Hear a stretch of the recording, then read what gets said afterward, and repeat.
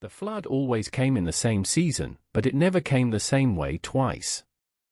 A farmer standing at the edge of his field in the last breathless days of summer would watch the river he had known all his life begin to change its color. The Nile, which had run clear and low for months, would slowly turn the deep brownish-green of distant rains, and then, over the course of a few short weeks, it would rise. It would swell over its banks and spread across the black land in a sheet of slow, silent water, drowning the cracked earth, swallowing the boundary stones, erasing the lines that men had drawn between one another's fields. And the farmer would not curse it. He would kneel at the water's edge and give thanks, because he knew that without this drowning there would be no bread. He knew, as his father had known, and his father before him, that the flood was the difference between a garden and a grave. This was Egypt long before it was a kingdom. Before there were pharaohs or pyramids, before there was writing or a single crown to unite the land, there was only the river and the people who had learned to read it. And to understand everything that came after, the temples, the tombs, the gods with the heads of jackals and falcons, the 3,000 years of unbroken civilization that would rise along these banks, you must first understand the water. For Egypt was, as a Greek traveler would write thousands of years later, the gift of the Nile. Look at the land from above and the truth of it becomes plain. A thin green ribbon, in places no wider than a few miles, winding north through a vast ocean of sand.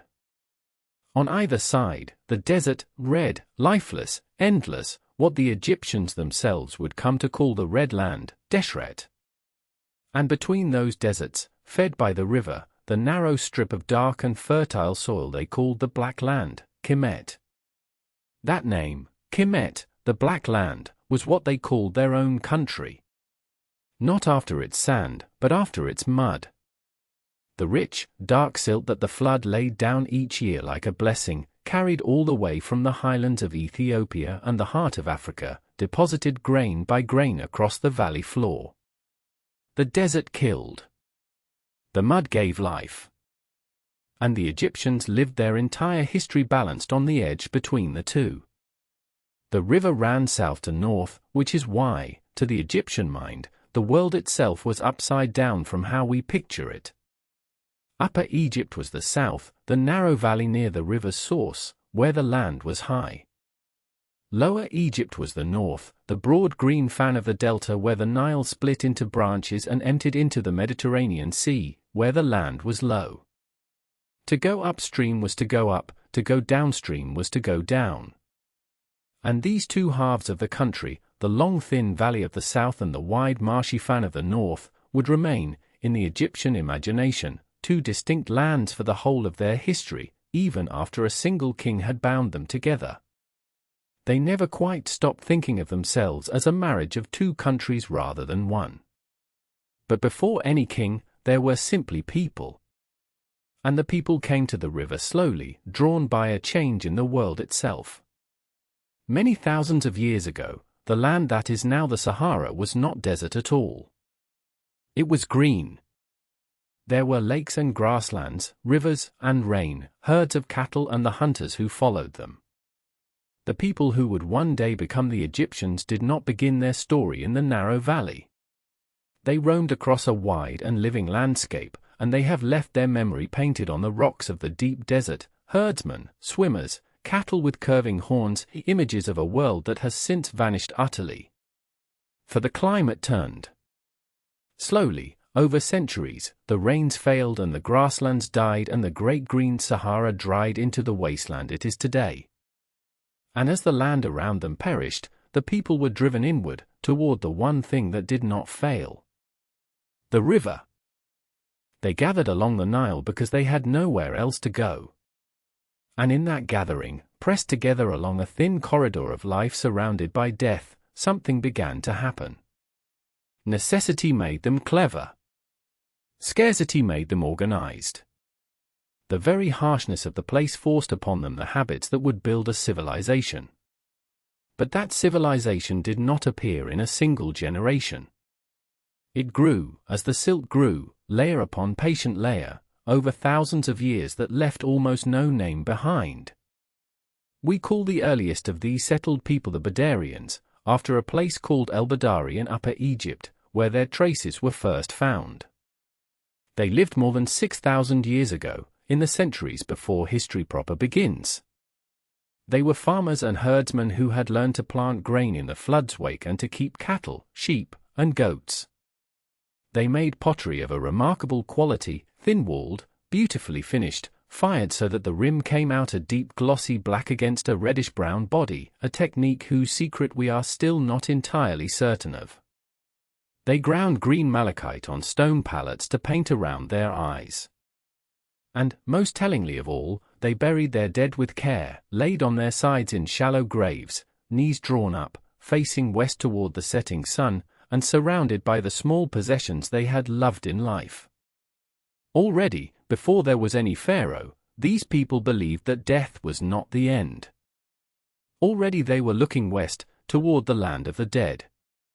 The whole vast machinery of Egyptian religion that would one day raise the pyramids, the obsession with the afterlife, the careful preservation of the body, the journey into the West, its first faint outline can be seen here, in the bones of farmers whose names we will never know. And what came after the Badarians was greater still. But to get there, the river would have to gather them into something larger than a village.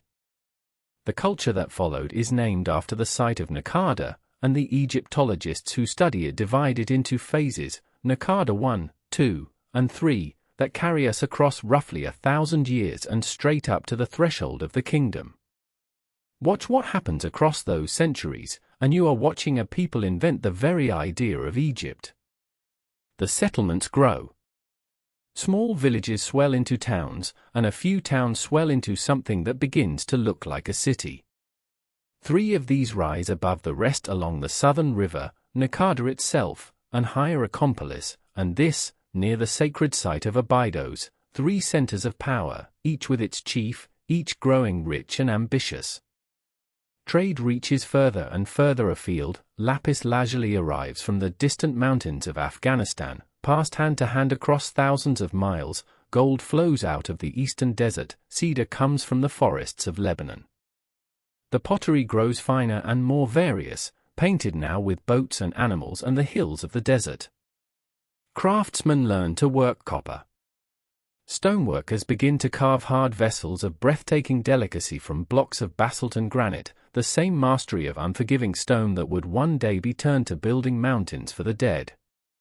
And the graves change. This is the surest sign of all. In the early days the dead were buried much alike, rich and poor together in their simple pits.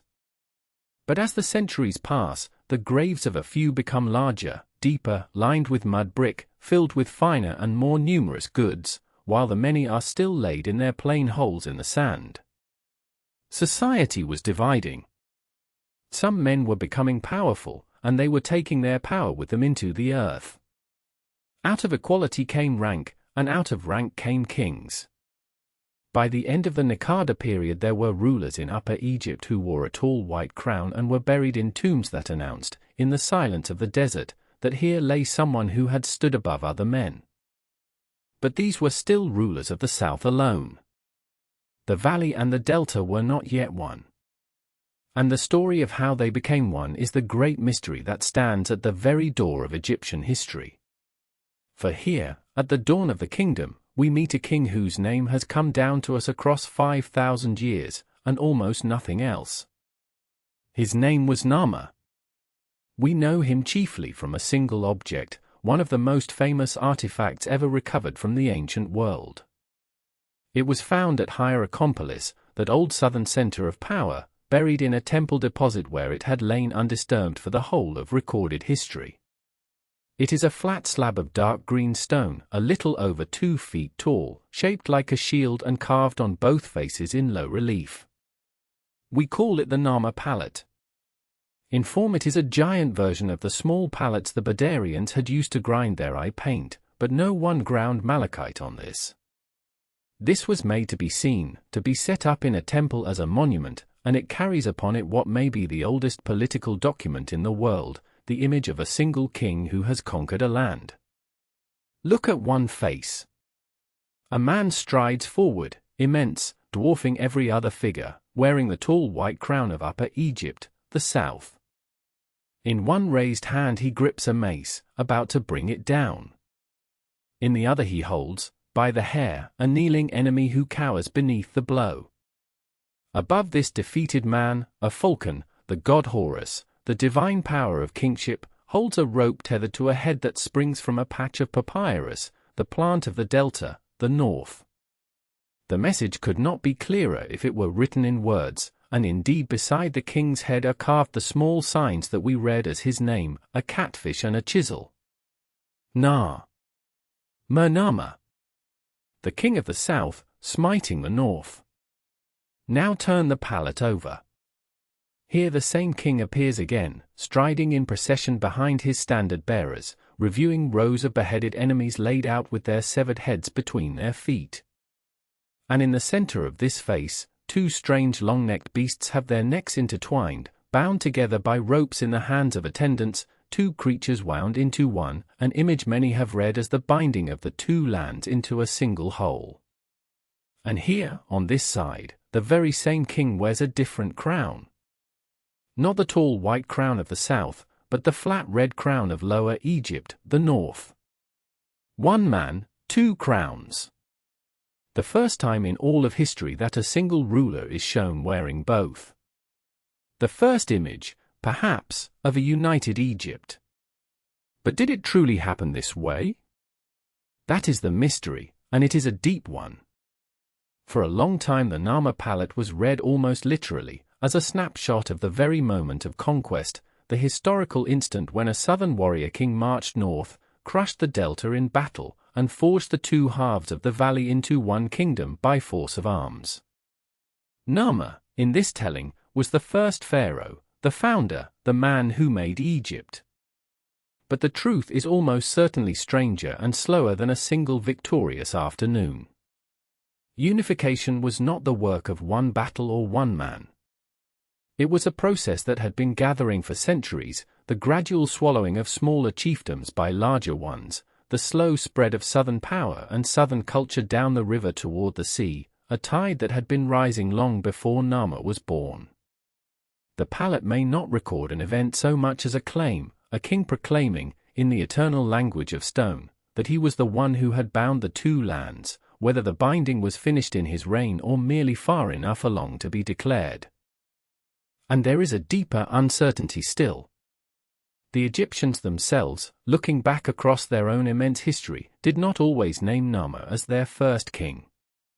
They told of a founder called Mens, the man who united the two lands and began the line of pharaohs, and we cannot say for certain whether Mens was Nama under another name, or his successor, or a figure half remembered and half invented, a legend onto whom the deeds of several real men were gathered. Names blur at the very beginning of history. The line between the king who did the thing and the king to whom the thing is credited grows faint.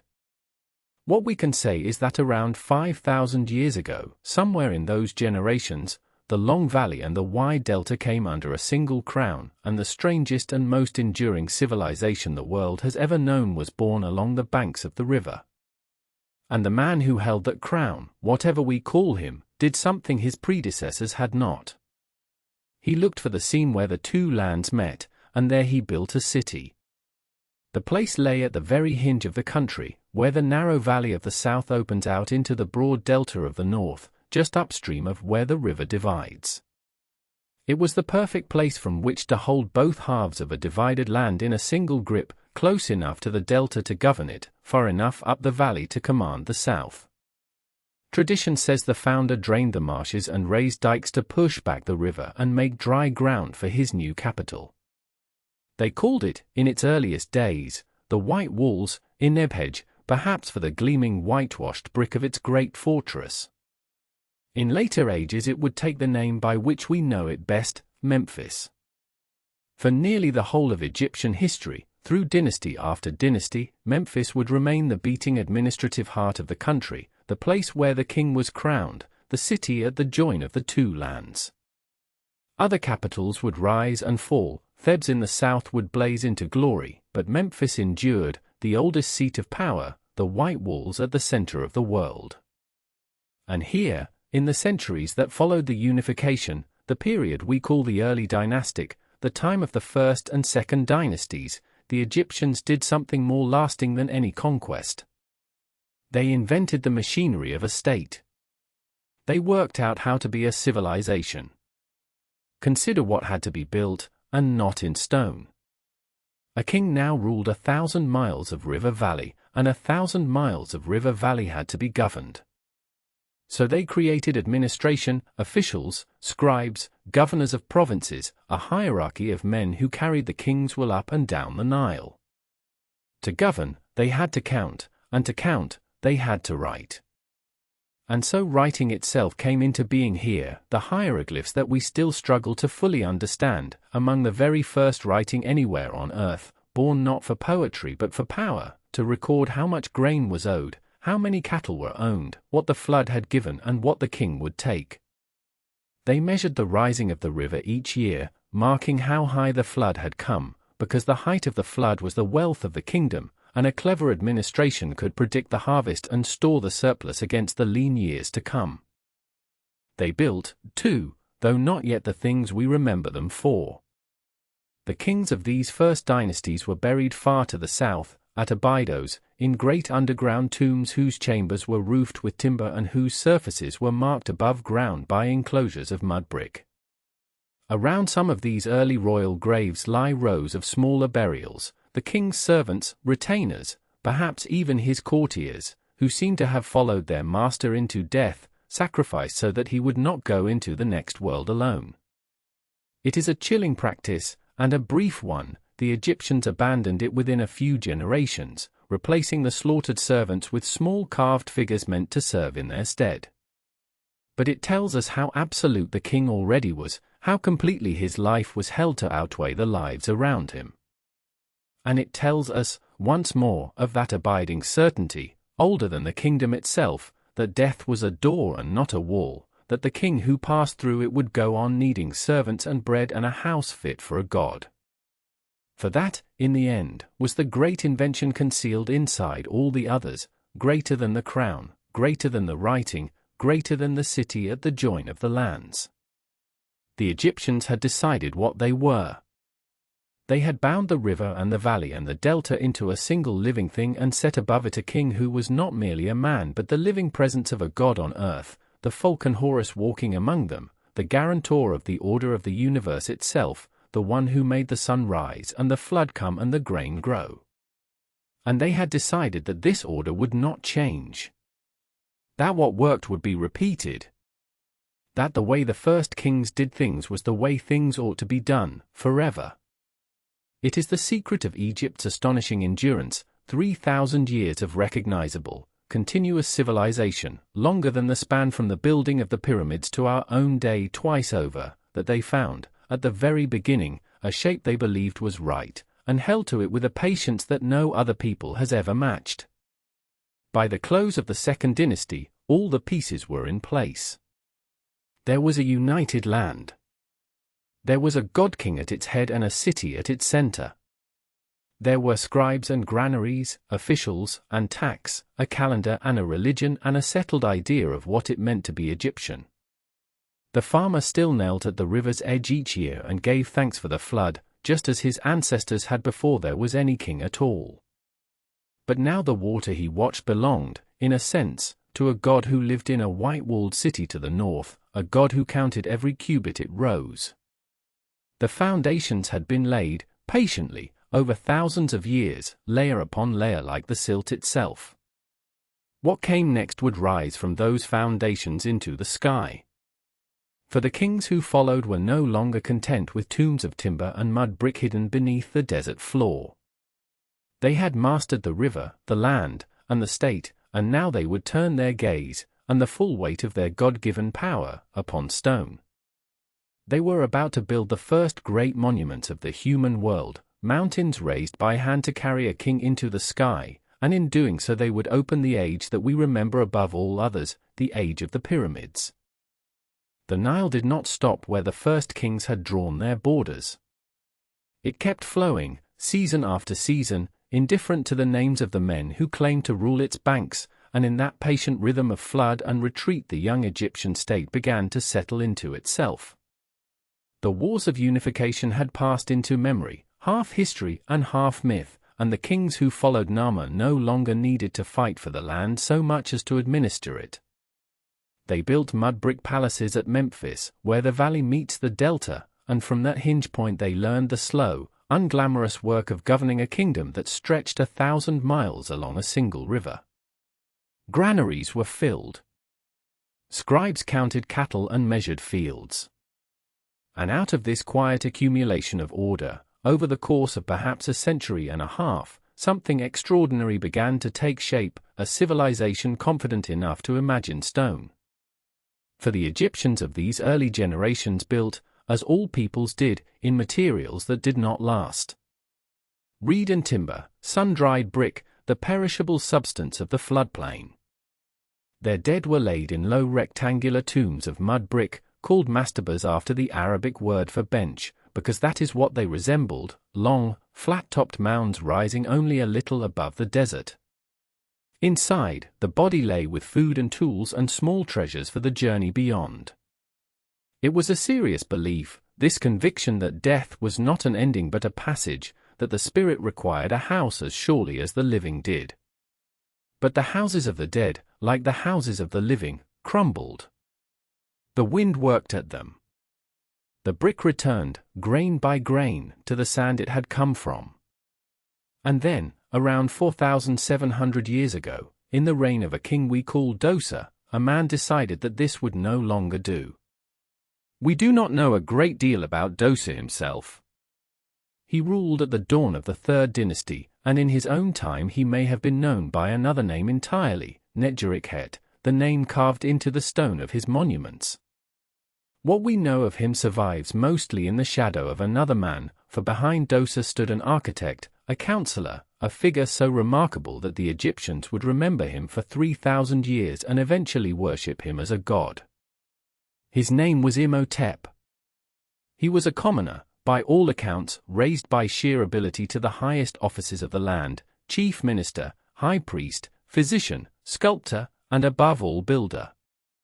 And it was Imhotep who looked at the low mud brick mastabas of the old kings and conceived of something that had never existed anywhere on earth. He began, the evidence suggests, with a single mastaba, but built in stone. Small blocks of fine limestone, quarried and dressed and laid like brick, a tomb meant to outlast the wind.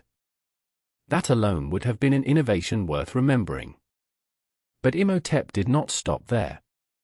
At some point in the work, perhaps over years, the design changed and grew. A second, smaller mastaba was set upon the first. Then a third upon the second, and a fourth, and a fifth, each step shrinking as it rose, until the structure climbed in 6 great terraces some 60 meters into the desert sky above Saqqara. It was the tallest building human hands had ever raised. It was a staircase, many believed, by which the dead king's soul might climb to join the imperishable stars. And it still stands today, weathered and worn but unmistakably there, the step pyramid of Dosa, the oldest monumental stone structure in the world, and the seed from which all the pyramids would grow. To stand at Saqqara even now is to feel the strangeness of what was attempted there. The pyramid did not rise alone but within a vast walled enclosure, a whole funerary complex of courtyards and chapels and dummy buildings, shrines with no interiors, doors carved from solid stone that could never open. It was a city built for a single dead man, a stage set for rituals he would perform forever in the afterlife. The columns that Imhotep raised were carved to imitate bundled reeds, as though the architect could not quite let go of the old perishable forms even as he translated them into eternity. Everything was new, and yet everything looked backward, reproducing in permanent stone the fragile world the living knew. And the question that hangs over it all is simple and unanswerable.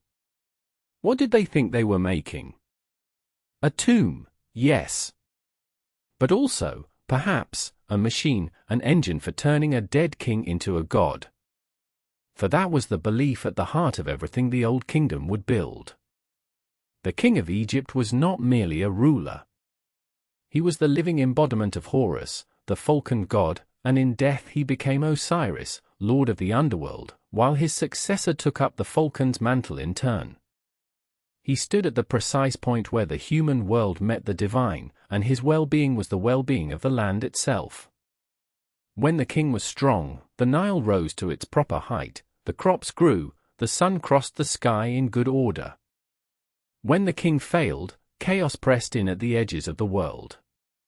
To build him a tomb that would last forever, then, was not vanity. It was a matter of cosmic maintenance, the securing of order against the dark, and a people who believed this with their whole hearts would pour out labor on a scale that still astonishes us. But the step pyramid was only the beginning. The form was not yet finished. The steps still had to become smooth, the staircase still had to become a sunbeam, and that transformation belonged to the dynasty that followed. The man who carried the pyramid toward its true shape was a king named Sneferu, the founder of the fourth dynasty, and he was, by any measure, the most prolific builder Egypt had yet produced. He did not raise one great pyramid. He raised at least 3, moving more stone in his reign than any pharaoh before or after, and in doing so he conducted what amounts to a series of vast and costly experiments in the open desert. The first stood at Madam, and it began as a step pyramid in the old manner before someone, Sneferu's architects, learning as they went, attempted to fill in the steps and clothe the whole in a smooth white casing, to make a true pyramid with clean unbroken faces. It did not entirely succeed. At some point, in antiquity or after, much of the outer casing slid away, and Madam stands today as a strange 3-step tower rising from a great skirt of rubble, a monument to an idea that outran the engineering meant to serve it. Sneferu learned. He moved his builders north to Dasha and began again, and here we can almost watch the Egyptians thinking through stone. The pyramid they raised there started at a steep and ambitious angle, more than 54 degrees, the slope of a mountain reaching for the sky. And then, partway up, the angle abruptly changes. The faces bend inward to a shallower pitch, as though the builders, halfway to the summit, lost their nerve, or rather, gained their wisdom, for the steep design had almost certainly begun to show cracks, the internal chambers groaning under a load the structure could not bear. So they corrected in mid-air, and the result is the bent pyramid, that peculiar and beautiful silhouette that breaks at the shoulder, the only pyramid in Egypt to wear 2 angles at once. It is a confession written in limestone, the visible record of a near disaster and the caution that followed it. And still Sneferu was not done. With the lesson of the bent pyramid learned, his builders began a third great monument a little to the north, and this time they held a single safe angle from base to peak, the gentler slope they had bent into at Dasha. The casing stones glowed a warm rose color in the desert light, and so we call it the Red Pyramid, and it was the first true smooth-sided pyramid ever completed, the first to achieve the perfect geometric form that the whole age had been reaching toward. From the experiments of Sneferu, the failure at Madam, the correction at the bent, the triumph in the red, the Egyptians had at last mastered the shape. They knew now how to make a mountain with smooth sides that would not collapse. They knew how to bury a king inside the rays of the sun made solid. All that remained was to build one greater than any that had come before, and that task fell to Sneferu's son, a man whose name would outlast every other pharaoh's, Khufu. The Great Pyramid of Giza was the largest building on earth for the better part of 4,000 years, and it is difficult, even standing at its base, to make the mind accept what the eyes report. It rose originally to nearly 147 meters, a height not exceeded by any human structure until the cathedrals of medieval Europe. It is built of something like 2.5 million blocks of stone, the average block weighing more than 2 tons, some of the granite slabs in the inner chambers weighing 50 or 60 or 80. Its base is level to within a couple of centimeters across a footprint of more than 5 hectares. Its sides are aligned to the cardinal points of the compass with an accuracy that would challenge a modern surveyor. And all of this was achieved by a civilization that had no iron tools, no wheels worth the name for heavy haulage, no pulleys, no machines but the lever and the ramp and the rope and the patient strength of human backs. The question that everyone asks, sooner or later, is the obvious one. How? The honest answer is that we do not entirely know, and that the not knowing has bred a great deal of nonsense over the centuries, talk of lost civilizations, of forgotten technologies, of help from somewhere beyond the earth. But the truth, as far as the evidence carries us, is at once more mundane and more astonishing than any of that. It was done by people. By tens of thousands of them, organized with a sophistication that is the real marvel of the thing. For we have found their town, the settlement where the pyramid builders lived, just south of the Giza Plateau. We have found their bakeries and breweries, the great ovens that fed them, the cattle bones that show they ate beef, which was no peasant's food. We have found their tombs, simple but dignified, sometimes inscribed with their titles and even with proud, joking names for their work gangs, the friends of Khufu, the drunkards of Menkaure. These were not slaves. The image of whip-driven multitudes dying under the lash is a fiction, owed more to later imagination than to any Egyptian record. They were, instead, the king's people, fulfilling a sacred obligation. Some were permanent skilled craftsmen, the masons, the surveyors, the overseers who lived at Giza year-round. But the great mass of the labor came in rotation from the villages of Egypt, gangs of farmers who served their stint and went home, drawn most likely from the months of inundation when the fields lay drowned beneath the flood and there was no farming to be done. The flood, in this sense, was the engine of the pyramid. Each summer the Nile rose and idled the whole agricultural population, and the state, which had counted them and fed them and organized them, set them to dragging stone. The water that buried the fields also floated the barges that carried the limestone from the quarries across the river and the granite all the way from Aswan, 600 miles to the south.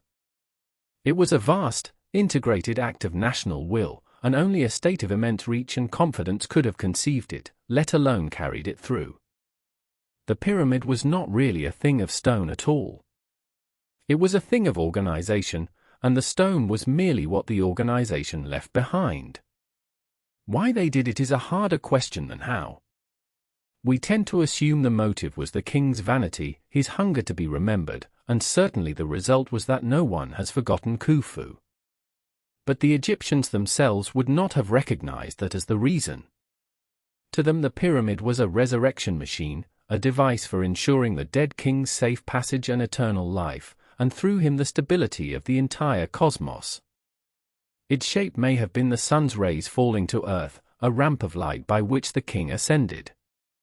Its orientation to the stars tied him to the circumpolar constellations that never set, the imperishable ones, who wheeled forever around the pole and never died. Inside, deep within the mass of stone, the king's chamber held a single empty granite sarcophagus, and above it a series of relieving chambers, hollow spaces stacked one upon another to carry the unimaginable weight of the stone overhead away from the king's resting place. Even the dead, it seems, had engineers.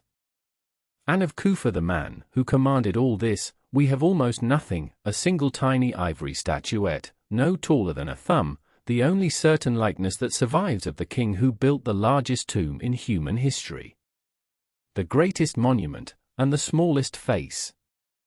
When Khufu died, his son Khafra raised a second great pyramid beside the first, and though it was built on slightly higher ground and crowned with a cap of fine casing that still clings to its summit, giving the illusion that it is the taller of the two, it is in fact a little smaller than his father's. But Khafra gave to Giza something his father had not. Out of a knoll of softer rock left standing in his quarry, his sculptors carved a colossal figure with the body of a crouching lion and the face, it is generally believed, of the king himself, the great Sphinx, 70 meters long, gazing eastward to meet the rising sun. It has watched over the plateau for 45 centuries. It has been buried to its neck in sand and dug out again more than once. Its nose was lost in some half-remembered age of vandalism. And it keeps its silence, a guardian whose precise meaning the Egyptians never bothered to write down, because everyone alive then already knew, and so the knowledge died with them, leaving us only the riddle of the stone face staring at the dawn. The third of the Great Giza pyramids belonged to Menkaure, Khafra's successor, and it is markedly smaller than the two that came before, less than half their height, though built with care and partly cased in the costly red granite of Aswan. Some have read into its modest scale a slackening, a first faint sign that the colossal effort of the Pyramid Age could not be sustained forever. Whether that is fair to Menkaure or not, the trend is real. After Giza, the pyramids never again reached such heights. The Fourth Dynasty had spent something, not merely stone and grain, but a kind of overwhelming concentration of power in the person of the god-king, that could not be spent indefinitely. The pyramids of the Fifth and Sixth Dynasties that followed were smaller, built with rubble cores and stone facings rather than solid masonry, and many have collapsed into shapeless mounds. But these later kings added something the great builders had not. Onto the walls of their burial chambers, for the first time, they carved spells, the pyramid texts, the oldest religious writings in the world, incantations to guide and protect the dead king on his journey to the stars. The pyramids had grown humbler and yet more talkative. Where Khufu trusted his salvation to sheer mass, his descendants hedged it with words. And in that shift we can read the slow turning of the age. The very thing that had made the Great Pyramids possible, the absolute, unquestioned, godlike authority of the king, who could summon the labor of a whole nation each flood season, was beginning, almost imperceptibly, to erode. As the kings built fewer monuments to themselves, the great families who served them grew richer and more entrenched. The provincial governors, the nomarchs who ruled the districts of Egypt in the king's name, began to build fine tombs of their own out in the provinces rather than crowding close to the royal pyramid as their fathers had done, a small change in custom that whispered of a larger one in power. They were putting down roots. They were beginning to think of their districts as their own. The wealth that had once flowed inward to the crown was pooling in the provinces, and the priesthoods, endowed with land and tax exemptions to maintain the cults of the dead kings forever, were draining the treasury that those same kings depended upon. For a long time none of this seemed to matter, because at the center of it all sat a king of extraordinary longevity.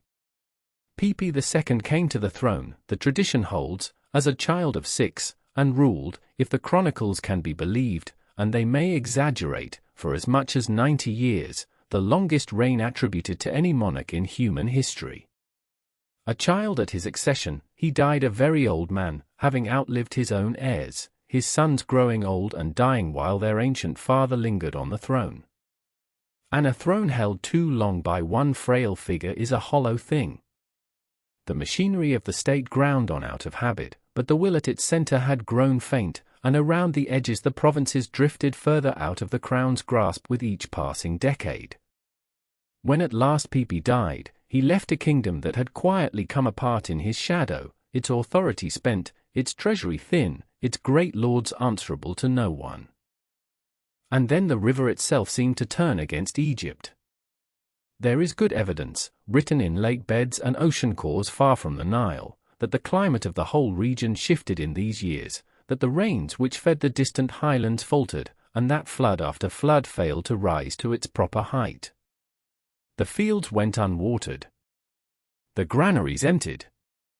An estate already weakened at the heart, already loosening at the edges, found that it could no longer do the one thing that justified its existence, it could no longer feed its people or hold back the chaos that the god-king was meant to keep at bay.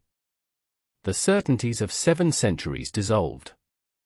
The pyramids still stood on their plateau, vast and silent, monuments to a confidence that had drained away, and as central authority collapsed and the land splintered into rival powers, Egypt fell into a darkness it had never known, a long, hungry, fractured age in which the very idea of a single kingdom seemed almost to be forgotten, and from which no one could yet see a way back. Let us step back now from the kings and their mountains of stone, and walk instead into the ordinary world that lay in the pyramids' long shadow, the world of the people who built them, fed them, and were governed by them, and whose lives, in truth, make up almost the entire story of Egypt, though history remembers their names far less often than it remembers a pharaoh's. To understand Egypt only through its monuments is to see a single tall wave and miss the sea beneath it. So picture, for a moment, a village on the riverbank in the age of the pyramid builders, not a palace, not a temple, just a cluster of low mud brick houses within sight of the water, smoke rising from the ovens in the cool of early morning, and the whole of life arranged, as it had always been and would remain for 3,000 years, around the patient rhythm of the flood. The Egyptian year was not divided as ours is, into 12 months of shifting weather, but into 3 great seasons, and every soul along the river understood them in their bones. There was Akhet, the inundation, when the Nile rose over its banks each summer and spread across the black land, drowning the fields under a sheet of silt-laden water and forcing the farmers from their usual labor. This was the season, as we have heard, when the state gathered its idle hands to drag stone for the pyramids.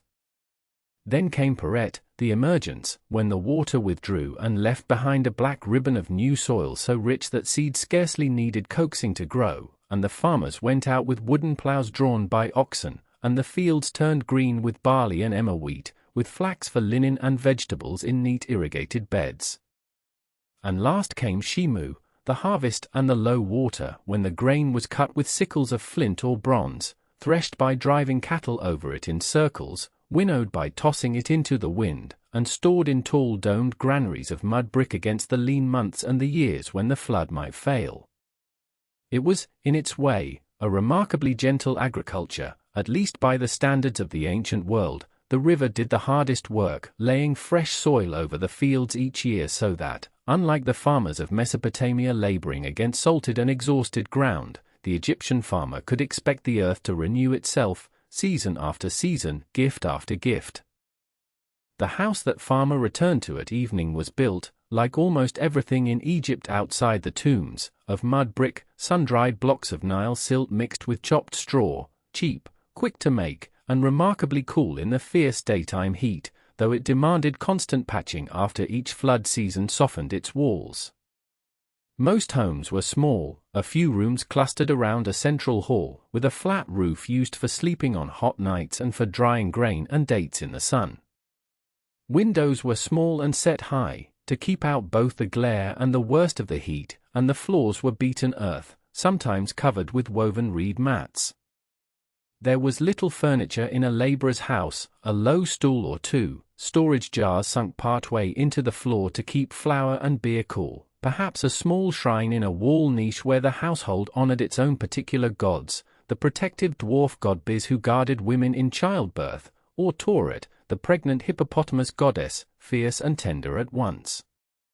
Even the poorest home, though, was rarely without color, walls whitewashed and sometimes painted, in reds and yellows drawn from the same ochres and minerals that decorated the tombs of kings, because the Egyptians brought the same love of order and pattern into their daily lives that they brought to eternity. Food was simple but rarely scarce in good years. Bread and beer formed the foundation of every meal at every level of society, from the humblest field hand to the king himself, and the two were so intimately connected. Bread was, in effect, fermented into beer through much the same process, that Egyptian art often shows them offered together as a single formula, a wish for someone's sustenance in this world or the next, 1,000 loaves of bread, 1,000 jars of beer. Onions and garlic, leeks and lettuce, beans and lentils filled out the vegetable garden, and the river itself was an endless larder, tilapia and catfish taken by net and by hook, wildfowl snared in the marshes with astonishing skill, the birds of the delta so plentiful that hunting them with throwing sticks from a papyrus skiff was both a source of food and, for the wealthy, a favorite sport, one they had painted on their tomb walls forever, gliding through the reeds with a cat sometimes, retrieving the fallen birds like a well-trained dog.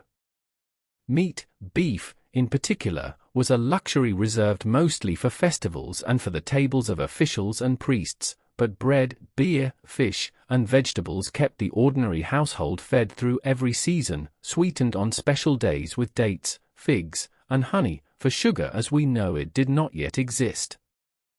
Egyptian society, for all its rigid hierarchy of god-king and courtier and peasant, has left us evidence of lives that feel startlingly close to our own once you brush the dust from them. Marriage was, in the main, a private and practical arrangement rather than a great religious ceremony. A couple simply began living together, often very young, and the wife retained her own property and the right to divorce and remarry, a legal independence for women that would not be matched in much of the Mediterranean world for millennia afterward. Women could own land, run businesses, serve as priestesses, bring lawsuits in their own name, and inherit and bequeath property freely. The great gulf that separated Egyptian women from Greek or Roman women of later centuries is one of the more striking facts of ancient life, though of course status still depended enormously on wealth and birth.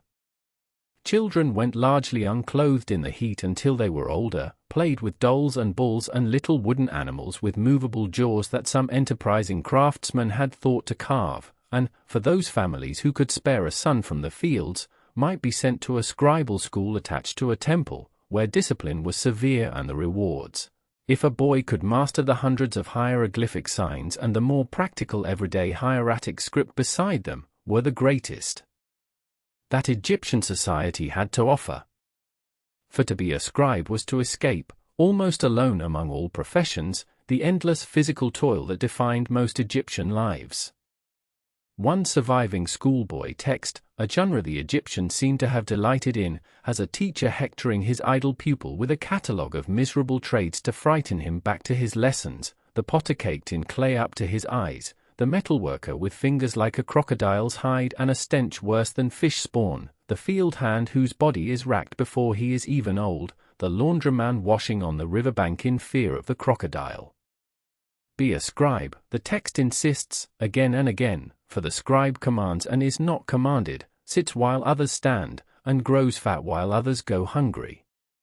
It is self-serving advice, of course, composed by scribes for scribes, but it lets us hear, faintly and across 4,000 years, something like an ordinary human voice, tired, ambitious, anxious for a son's future, rather than the God-touched formality of royal inscriptions.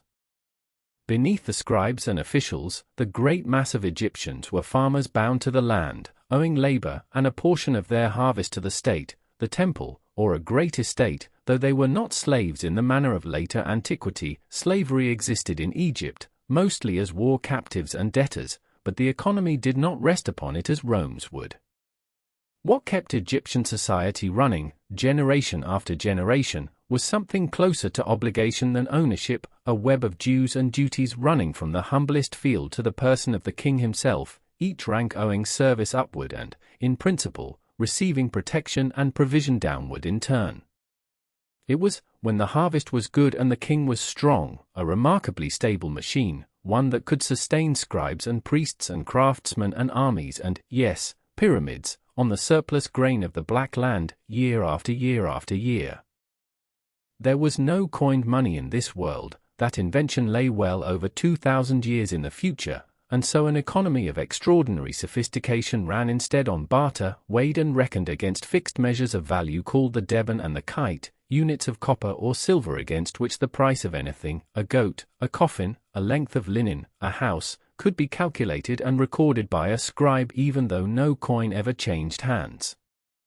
Markets sprang up along the river bank and at the harbour quays, farmers and fishermen and craftsmen laying out their goods on reed mats and calling their prices, haggling in the manner of market people the world over, and a whole vocabulary of trade and exchange, of contracts and receipts and disputed debts, survives on broken pottery shards and scraps of papyrus, the ordinary paperwork of people who have otherwise vanished without a trace. Beyond Egypt's own borders that trade reached extraordinary distances, cedar logs floated down from the coast of Byblos for lack of decent timber at home, incense and ebony and giraffe tails carried up the Nile from the mysterious southern land the Egyptians called Punt, turquoise and copper worked from the mines of the Sinai, obsidian and lapis lazuli passed hand to hand along trade routes stretching as far as Afghanistan. Egypt, self-sufficient in grain, was never truly closed to the wider world. Its wealth simply gave it the luxury of choosing when to reach outward and when to let the world come to it instead. The hands that built this wealth were, more often than not, extraordinarily skilled ones. In workshops attached to the great estates and temples, carpenters worked native acacia and imported cedar into furniture, boats, and coffins using little more than copper and later bronze chisels, wooden mallets, and bow drills. joining wood without a single iron nail because iron would remain rare and precious in Egypt until surprisingly late in its history. Weavers, most of them women, spun flax into the fine linen that clothed every rank of society, from the simple kilt of a laborer to the pleated, almost transparent robes worn by nobility, linen so finely woven in places that certain surviving fragments have been measured at close to 200 threads to the inch, a standard many modern mills would struggle to match. Jewelers set carnelian and turquoise and lapis lazuli into gold that came from the eastern desert and, later, from conquered Nubia in such quantity that Egypt's neighbors regarded gold there as being, in the words of one foreign king's envious letter, as common as dust. Potters at the wheel, a technology the Egyptians had known since their earliest days as a unified kingdom, through the plain red and buff vessels that held the household's water, beer, and grain, while glassmakers, working with techniques perfected over centuries, formed small vividly colored vessels for oil and perfume that were treasured as luxuries.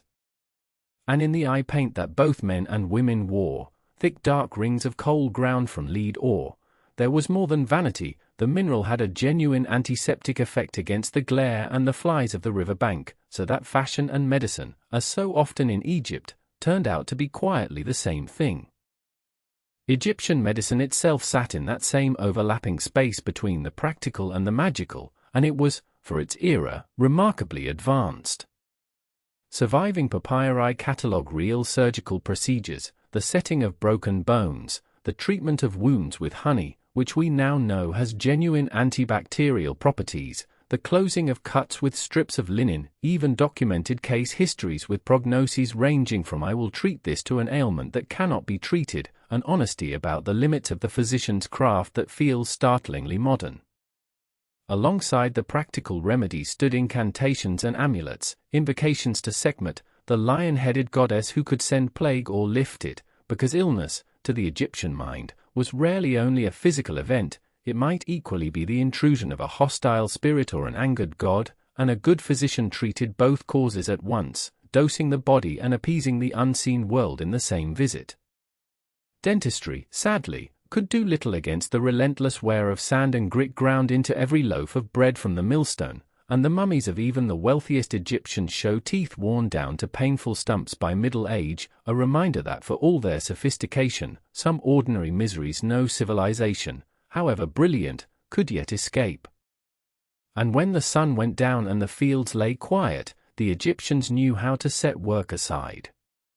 Music drifted from courtyards on feast days, harps and lutes and double pipes, sistrums shaken in raucous rhythm at the festivals of Atha, goddess of love, music, and joyful abandon, who was honored, tomb paintings suggest, with rather more wine than sober religion generally allows. Dancers, acrobats, and wrestlers performed at banquets where guests reclined on mats and stools, wearing cones of scented fat on their wigs that slowly melted through the evening to perfume hair and skin alike, an image so charmingly specific that we can almost smell the occasion across 4,000 years. Board games passed the quieter evenings, above all Senet, a game of chance and strategy played on a grid of 30 squares that has been found in tombs from the poorest to the very grandest, so beloved that it came to symbolize, in later belief, the soul's own passage through the dangers of the afterlife, each throw of the casting sticks a small negotiation with fate. Children raced each other along the river bank, wrestled and swam in water that, but for the ever-present danger of crocodiles, they clearly loved as much as any child loves water anywhere. Cats, tamed from the wild marsh cat and treasured for keeping the granaries free of vermin, curled in the shade of the same courtyards where dogs, named, individually, on collars and in tomb inscriptions, Blackie, reliable, one unfortunate hound simply called useless, lay waiting for scraps. It is this ordinary world, far more than the pyramids, that the Egyptians themselves seem to have loved most and feared most to lose, the shade of the sycamore tree, the smell of new bread, the sound of children by the water, a game of senet with an old friend, a cup of beer at the end of a long day's labor. Egyptian belief did not imagine the afterlife as some pale, spectral realm. It imagined, at its most hopeful, an eternal version of exactly this, the field of reeds, a paradise of the Nile itself, endlessly fertile, endlessly familiar, where the dead might farm and feast and love in a world very much like the one they had left, forever golden, forever safe from flood, failure, or hungry years. It is a very human kind of heaven, wanting not some stranger paradise but simply more of what was already good. And it is against the loss of exactly this life, this river, this settled and beloved rhythm of flood and harvest, that we must measure what happened next. And it is precisely because that machine depended so completely on the steadiness of the flood and the steadiness of the throne that we must return now to the moment where we left the story, the failing rains, the empty granaries, the god-king grown old and then grown absent, and a kingdom that had known nothing but order for 7 centuries about to discover, for the first time, what happened when the river gives less than it once gave, and the center can no longer hold the provinces in its hand. The drought came first, though no one alive would have called it that. The Nile, which for centuries had risen each summer with the dependable mercy of a thing ordained by the gods, began to falter. Year after year the inundation came thin and grudging, the floodwaters spreading too little silt across too little land, and the granaries that had once overflowed with the surplus of a confident kingdom grew lean. We know now, from the silt cores of distant lakes and the slow patient testimony of climate, that around the 22nd century before our era the rains that fed the great river sources in the African highlands withdrew, and the failure rippled downstream into Egypt like a sentence handed down from somewhere too high to argue with. But the people who lived it did not have silt cores. They had hunger, and they had the slow dawning horror that the order of the world, the order they had carved into limestone and called eternal, was coming undone. For the old kingdom had built its whole soul upon a promise. The pharaoh was a god, the living Horus, and through him the floods came and the harvests ripened and Egypt held its place at the center of a cosmos that ran like a well-tended machine. The pyramids themselves were arguments for that promise, mountains of certainty raised against the desert. And yet by the end of the long, long reign of PP2, who is said to have sat upon the throne for something close to 90 years, the machine was grinding to a halt. A king who reigns for 90 years outlives his heirs, outlives his own competence, becomes a frail still point around which ambitious men gather and scheme. When at last he died, the kingdom he left behind was a body whose head had long since ceased to think, and the provincial governors, the nomarchs who ruled the 40-some districts of Egypt, had grown quietly, dangerously strong. These nomarchs had once been servants of the crown, appointed and dismissed at royal pleasure, their loyalty bought with land and burial goods and the dignity of office. But over the slow decades their posts had become hereditary, passing from father to son, and the men who held them began to think of their districts not as the king's land that they administered but as their own domains that they defended. They built their tombs in their home provinces now, not clustered humbly around the pyramid of their master, and on the walls of those tombs they boasted not of serving the king but of feeding their own people in the time of famine. One of them, a man named Anktifi who ruled in the south, left behind an inscription that still has the power to chill. All of Upper Egypt was dying of hunger, he wrote, to the point that everyone had come to eating their children. And then, almost in the same breath, the boast, but I never allowed it to happen that anyone died of hunger in this province. Whether that was true hardly matters. What matters is that a provincial lord now measured his greatness against the famine itself, and not against the throne. The throne, by then, could no longer feed anyone. So Egypt fractured. Historians call the age that followed the first intermediate period, a tidy phrase for what was, in its first generations, something close to chaos. The single crown split into competing claims. In the north, at a city called Heracleopolis near the entrance to the Fem, a line of kings arose who claimed the old legitimacy, the 9th and 10th dynasties, ruling the Delta and Middle Egypt and reaching back, in their own minds, to the unbroken authority of Memphis. And in the south, at a once modest town that would one day become the most magnificent city in the ancient world, another power was stirring. The town was Thebes, and its rulers, the 11th dynasty, were the Ban nomarchs who had begun to call themselves kings. Between these two centers lay a borderland that shifted with the fortunes of war, somewhere near the sacred city of Abydos, where the tombs of Egypt's first kings lay, and where neither side could quite hold the ground for long. It was a strange and frightening time to be alive, and we know this not only from the archaeology but from the words the period left behind. For something happened in those decades that had never happened in Egypt before. The certainty cracked, and into the crack poured doubt. The scribes, the literate class who had always written hymns to the perfect order of the world, began instead to write laments. There survives a text, copied and recopied for centuries afterward as a classic, called the Admonitions of Hypsipyle, in which a sage describes a kingdom turned upside down. The river is blood, he says, and yet men drink from it. The poor have become rich and the rich poor. Those who once wore fine linen are beaten, and the slave girls wear what their mistresses wore. The land spins like a potter's wheel. Whether Hypsipyle describes any real event or simply gathers up the nightmares of the age into one long howl, the feeling is unmistakable. For the first time, an Egyptian was writing down the unthinkable thought that the order might not hold, that Ma'at, the sacred balance of all things, could be overturned, and that the king might fail. And there is a quieter, stranger text from this same disordered world, one of the most haunting things ever written in the ancient tongue. It is called the dispute between a man and his soul, and in it a man so weary of life that he longs for death argues with the very part of himself that fears to die. Death is before me today, he says, like the fragrance of myrrh, like sitting under a sail on a windy day. Death is before me today like a man's longing to see his home again after many years held in captivity. No people who were perfectly secure could have written that. It is the voice of an age that had looked into the dark and was trying, in the most beautiful language it could find, to make peace with what it saw there. Out of catastrophe, somehow, came poetry.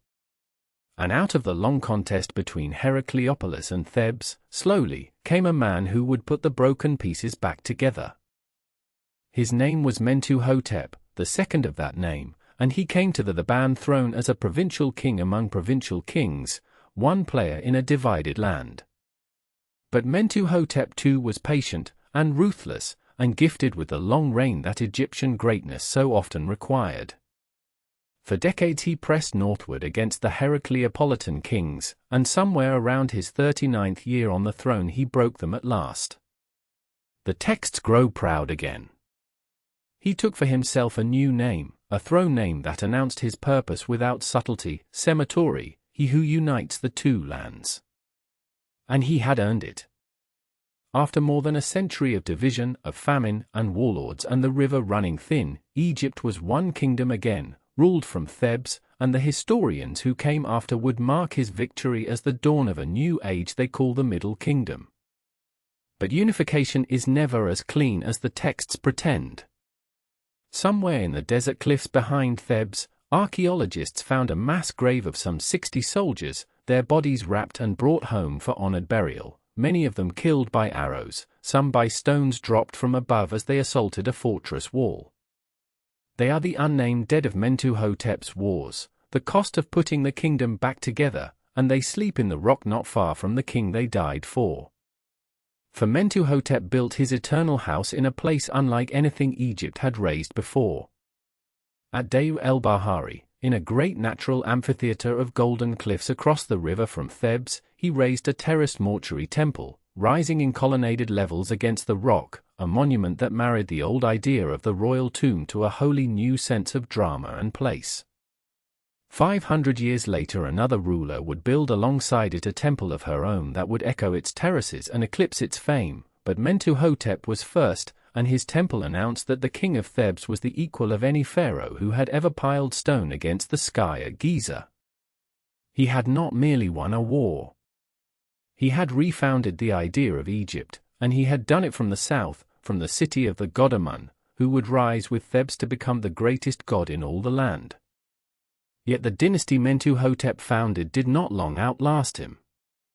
His successors, the third and fourth Mentuhoteps, reigned more briefly and less brilliantly, and the line guttered out in obscurity, the way royal lines so often do, with a final king about whom we know almost nothing. And then power passed, as it had a way of doing in Egypt, not to a son of the old blood but to the most capable servant of the crown. There was a man named Amenemhat, who had served the last Theban king as his vizier, his chief minister, the highest office a commoner could hold. And it is likely, though the records are coy about it, that this Amenemhat simply took the throne for himself, founding the 12th dynasty, which would become the most celebrated line of kings in all of Egyptian history, the dynasty that the later Egyptians themselves would look back upon as a golden age. Amenemhat I was a careful, clear-eyed builder of a state. He understood that Thebes, for all its glory, lay too far south to govern a kingdom whose wealth and danger both lay in the north, and so he founded a new capital near the old heartland of Memphis, a city he called Itjtavi, which means Caesar of the two lands, a name as blunt about his ambitions as Mentuhotep's had been. He set about taming the overmighty nomarchs whose independence had torn the kingdom apart, redrawing boundaries, confirming loyal governors and curbing ambitious ones, knitting the provinces back to a center that could hold them. And he did something shrewder still, something no Egyptian king had done before. While he still lived and reigned, he raised his son Senusret to be co-regent beside him, a king alongside the king, so that when the old man died the succession would already be settled and no rival could slip into the gap. It was a brilliant innovation, and the 12th dynasty would use it again and again to hold the throne secure across 200 years. And yet for all his cleverness, Amenemhat I died by violence. There survives a text called the Instruction of Amenemhat, written as though the dead king himself were speaking to his son from beyond the grave, and in it the murdered father warns the heir against trusting anyone at all. It was after supper, the king's ghost says, when night had come, and I was lying on my bed, weary, and my heart began to follow sleep. And then the weapons that should have guarded me were turned against me. Trust no brother, know no friend, make no intimates. He had been assassinated in his own bedchamber, by men of his own household, exactly as the text of his murdered predecessor's age had feared.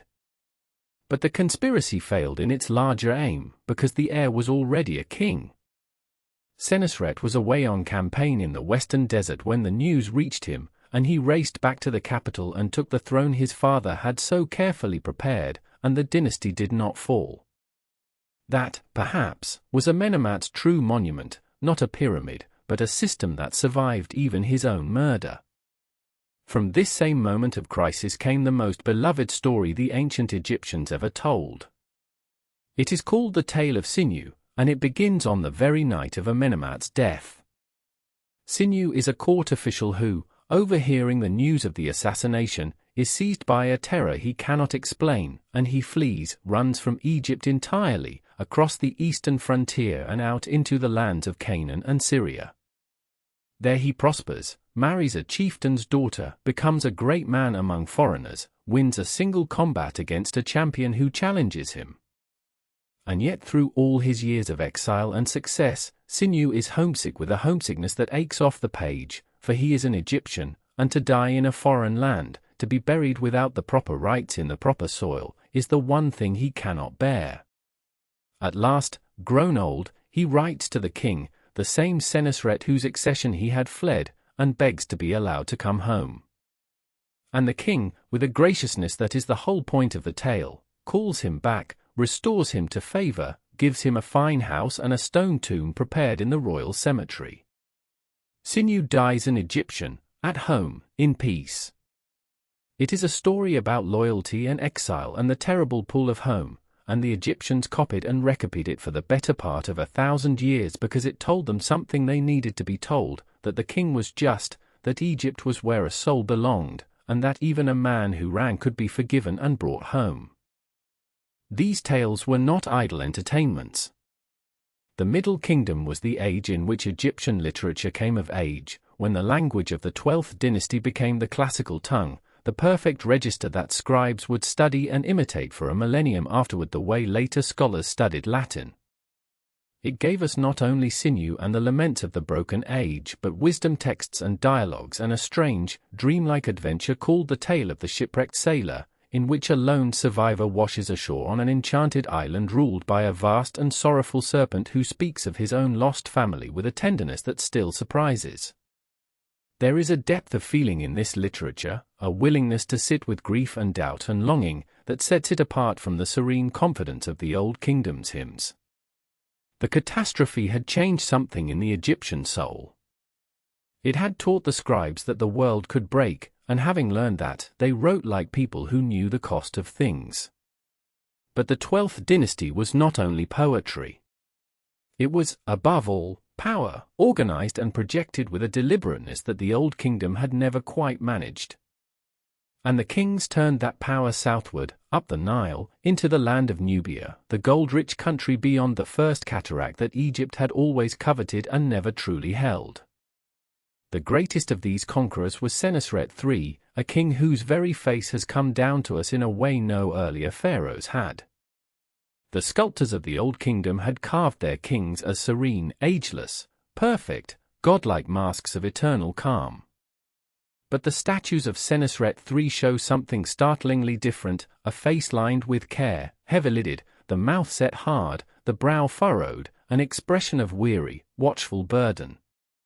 We do not know for certain what those faces meant to say, whether they confessed the true exhaustion of rule or proclaimed, as a kind of propaganda, the king's grim devotion to his unsleeping labor on the kingdom's behalf.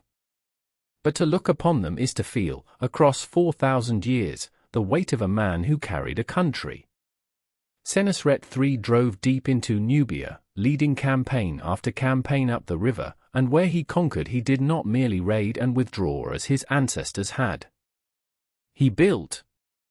Along the Nile around the second cataract he raised a chain of mighty mud-brick fortresses, vast walled strongholds with ramparts and ditches and towers, garrisons set to hold the river and to choke the flow of Nubian trade unless it passed through Egyptian hands. At the fortress of Semneh he set up a great boundary stela, a stone proclamation marking the southern limit of Egypt, and the words he carved upon it are as hard as the face in his statues. "I have made my boundary further south than my father's," he declared. "As for any son of mine who shall maintain this border, he is my son.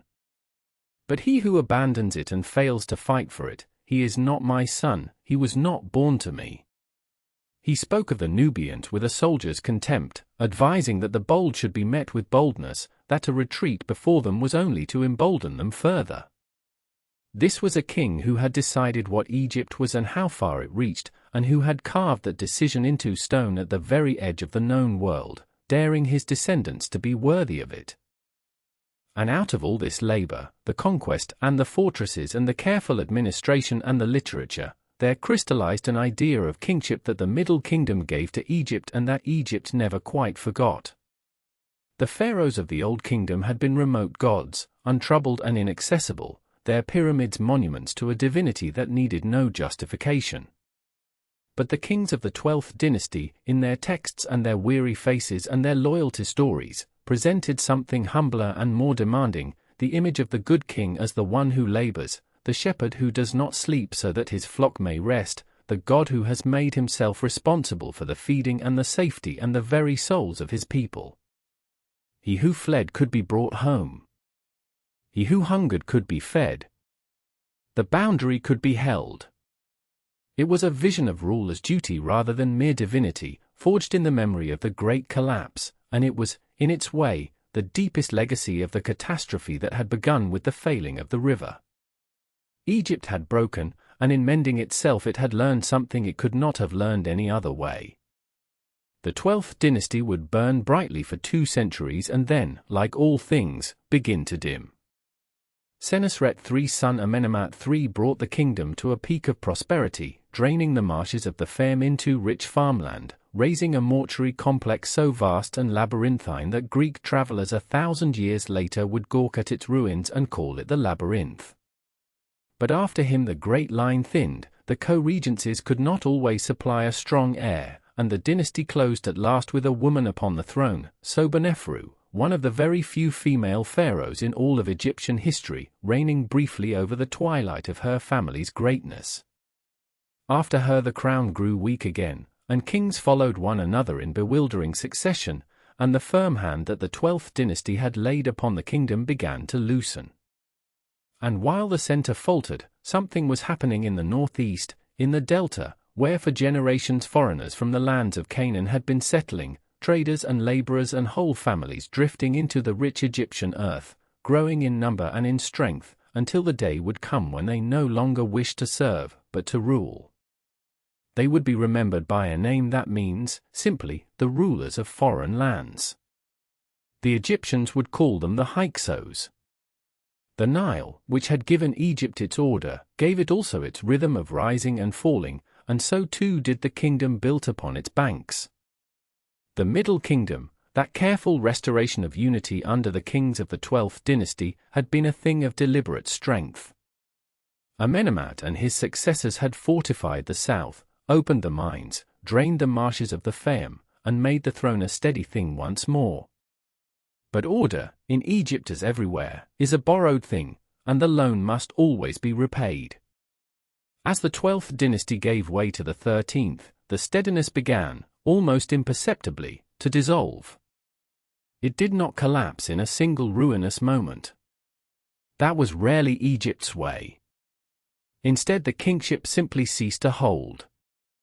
The 13th dynasty produced king after king after king, dozens of them across little more than a century, and many reigned only a handful of years before vanishing into the silence of the record, their names half forgotten even by the scribes who carved them.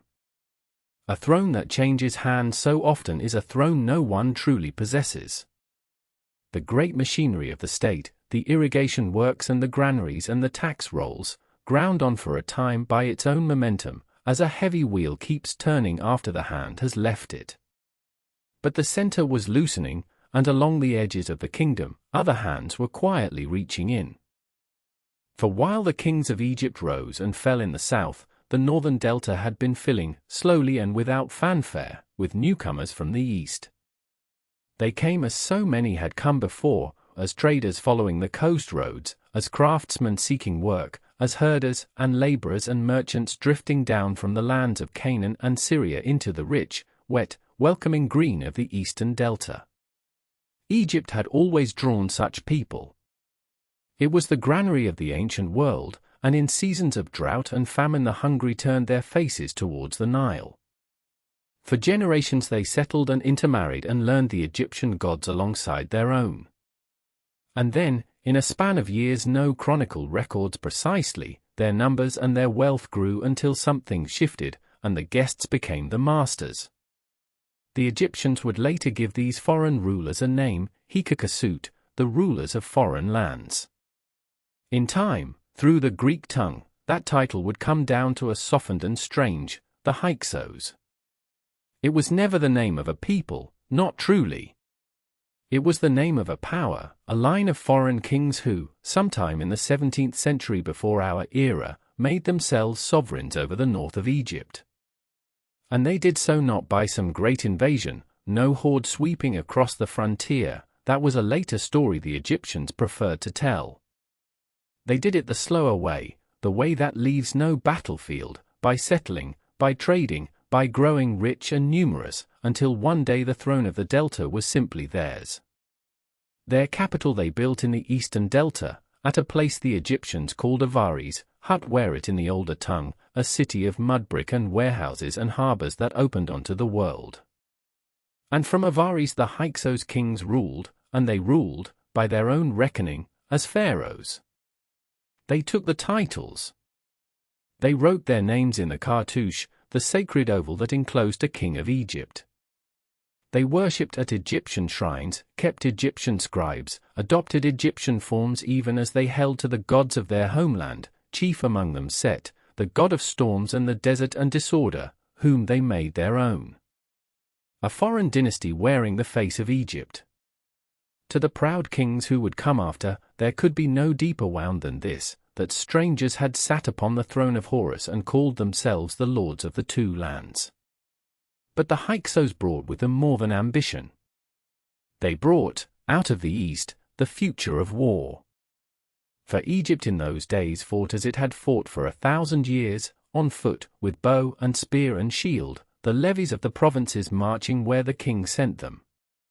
And into this old and settled way of battle the Hyksos introduced a thing the Egyptians had never seen wheeling across their fields, the horse-drawn chariot. Light as a basket, sprung on two spoked wheels, drawn by a pair of horses at the gallop, it was a weapon of terrible speed, a mobile platform from which a warrior could loose arrow after arrow and be gone before the foot soldier could close. And the bow those warriors carried was no simple stave of wood but the composite bow, lead of horn and sinew and wood glued and bound together, a weapon that stored far more force in a far smaller frame, that could send a bronze-tipped arrow through armor at distances the old bows could not dream of. These were not Egyptian things. They came from the steppe and the lands beyond, from peoples who had mastered the horse long before the Nile knew its use. And the Hyksos, in bringing them, handed to their unwilling Egyptian subjects the very tools by which those subjects would one day be undone. For a conquered people learns its conqueror's weapons. It is a lesson written again and again across history, and it was being written now in the Delta, though no one yet could read it. So Egypt was divided. In the north, at Avaris, the Hyksos kings, the 15th dynasty in the later reckoning, held the delta and claimed lordship over the land. In the far south, in Nubia, the kingdom of Cush had grown strong and independent, allied with the Hyksos by the long desert and river roads. And caught between them, hemmed in north and south, there remained one stubborn island of native Egyptian rule, the city of Thebes, far up the Nile, and the line of the Ban princes who still called themselves kings of Egypt though they ruled now only a stretch of the valley. They paid their respects to the Hyksos. They traded with them. They endured. And in the houses of the Ban kings, generation by generation, the endurance was curdling slowly into something harder. It is said, and the story may be more than half true, that the quarrel finally broke over a message. The Hyksos king Apophis, ruling in Avaris, sent word to the Ban king Seqenenre-Dao, hundreds of miles to the south, complaining that the snoring of the hippopotami in the sacred pool of Thebes was keeping him awake at night. It was, of course, absurd. No man hears a hippopotamus across the whole length of Egypt. It was an insult dressed as a grievance, a deliberate provocation, a way of saying, I am your master, and I will trouble you over nothing, and you will answer. Whether the tale is literal or a story the scribes shaped to explain a war, we cannot finally say. But the war was real, and Seqenenre-Dao took up the fight. And we know, with a terrible intimacy, how it ended for him. For Seqenenre-Dao's mummy survives, and his body tells the story no inscription dared.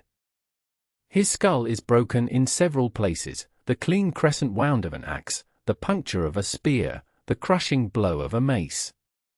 He died young, in violence, struck down it seems on the field of battle or in its aftermath, his wounds the very shape of the Hyksos' weapons ranged against him. Here is a king who went to war against the rulers of foreign lands and paid for it with his life. His face, embalmed across 3,500 years, still wears the contortion of his ending. The Ban resistance had its first martyr, and his name was Seqenenre the Brave. But a martyr is not a defeat. The fight passed to his son, Chamos, and Chamos was not a man to endure as his fathers had endured. We have his own words, carved upon stone stele set up at Thebes, and they ring still with a young king's fury. His counselors, he tells us, urged caution. Why break the peace, they said, when each man tilled his fields and the cattle grazed and no one troubled them? And Chamos answered them with scorn. To what end, he demands, do I know my own strength, while a chieftain sits in Avaris and another in Cush, and I sit holding hands with an Asiatic and a Nubian, each man with his slice of this Egypt? He would not share the land. He would not be one king among three. And so he gathered his army and went north. Chamos' campaign was swift and savage and brilliant. He fell upon the Hyksos border towns, burning and seizing, driving deep into territory no the ban had reached in 100 years. He intercepted, the stele tell us, a letter, a messenger of Apophis court carrying word to the king of Cush, a plea for the Nubians to strike Thebes from the south while the Hyksos held it in the north and crush the upstart between them. The interception laid the whole conspiracy bare, and Chamos flung the captured message in his enemy's face as proof of the trap he had escaped. He carried his ships and his soldiers to the very edge of Avaris itself, and there, in the shadow of the Hyksos capital, he taunted the king cowering behind its walls. He did not take the city. Avaris was strong, and his strength had its limit. But he had broken the long paralysis. He had shown that the Hyksos could bleed. And then Chamos, too, passed from the record, his reign brief, perhaps 3 years, his end unrecorded, leaving the work unfinished and the great prize still unclaimed. The work fell now to a boy. For Chamos' heir was his younger brother, a child named Ahmose, and when Ahmose came to the throne he was too young to rule, and Egypt was governed in his name by his mother, the formidable Queen Ahatep. We should not pass her by, this woman who held the kingdom steady in the gap between 2 warrior kings. A later inscription praises her as one who rallied the troops of Egypt, who held them together, who restrained the rebel and brought back the deserter, a queen who guarded the south while her son grew into his strength. She was buried with weapons and with golden flies, the Egyptian decoration awarded for valor in war. The blood of the Theban resistance ran in the women of that house as surely as in the men. And when Ahmose came of age, he finished what his father and his brother had begun. The records of his war are fragmentary, pieced together from the tomb autobiography of a soldier, another Ahmose, the son of a woman named Amarna, who served in the king's fleet and recorded his own deeds and the rewards he won. From his plain soldier's account we can follow the campaign in glimpses, the siege of Avaris, the fighting on the water and on the land, the taking of captives and the cutting off of hands to count the slain, and at last the fall of the great Hyksos capital, the city of foreign kings broken open and emptied of its masters. Ahmose did not stop there. He pursued the Hyksos out of Egypt and into the south of Canaan, and laid siege to their stronghold at a place called Sharuan, a siege the soldier remembers lasting 3 long years, until that too fell and the rulers of foreign lands were driven from the land they had held for a century. The delta was Egyptian again. The 2 lands were one. And the man who had made them one, Ahmose, son of Seqenenre and brother of Chamos, became the founder of a new royal line, the 18th dynasty, and the first king of what we now call the New Kingdom. It was, by the old Egyptian count, a restoration. By any larger reckoning, it was a beginning. For the Egypt that emerged from the war against the Hyksos was not the inward-looking, Nile-bounded kingdom of old. It had been invaded and humiliated and made to bleed, and it had learned the lesson of its bleeding. Never again, its kings resolved, would Egypt wait behind its frontiers for the enemy to come. It would carry the war outward. It would build an army of chariots and composite bows, the very weapons of its old oppressors, now mastered and made its own, and it would push its borders out into Asia and into Nubia until no power on earth could threaten the Nile again. The age of the warrior-pharaohs had begun. Ahmose spent his reign securing what he had won, pushing south into Nubia to restore the old frontier, reopening the quarries and the mines, beginning the great work of rebuilding the temples that a century of foreign rule and division had let fall into neglect. He restored Thebes to glory and raised up its god, Amun, the hidden one, the patron of the victorious dynasty, to a height he had never known before. When Ahmose died, the throne passed to his son, Amenhotep I, and under him the consolidation continued. He too campaigned in Nubia and in Libya. He too built and restored. And he and his mother, the great Queen Ahmose Nefertari, were so beloved, so bound up with the rebirth of Egyptian fortune, that long after their deaths the workmen of the royal tombs would worship them both as gods, the divine patrons of the village of artisans who carved the resting places of kings. Amenhotep I left no son to follow him, and so the crown passed sideways to a soldier, a man of the army, perhaps of royal blood through the female line, a hardened commander named Thutmose. And with Thutmose I, the empire truly broke its banks. He was a warrior to the marrow, and he turned the new Egyptian war machine outward with a violence the old kingdom had never imagined. Southward he drove into Nubia, far beyond the Third Cataract, smashing the kingdom of Kush that had so long menaced Thebes, planting Egyptian garrisons and Egyptian gods deep in the African south. And then he turned north, and marched his army across Canaan and through Syria, all the way to the great river the Egyptians had only heard of in rumor, the Euphrates, in the land of a kingdom called Mitanni. No Egyptian king had ever led an army so far.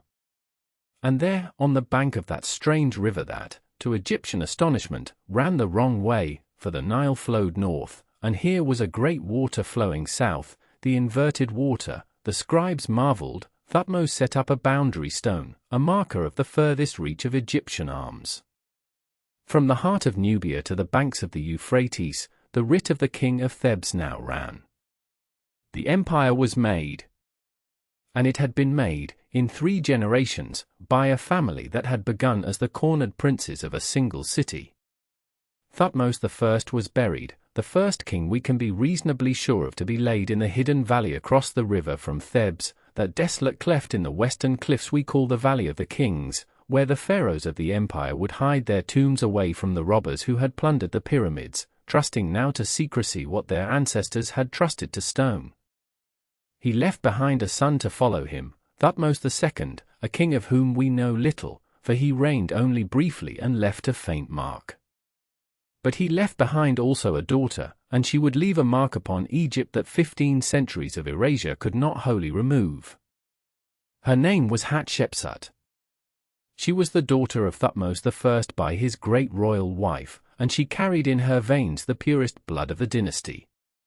She was married, as was the custom, to her half-brother Thutmose II, and became his queen.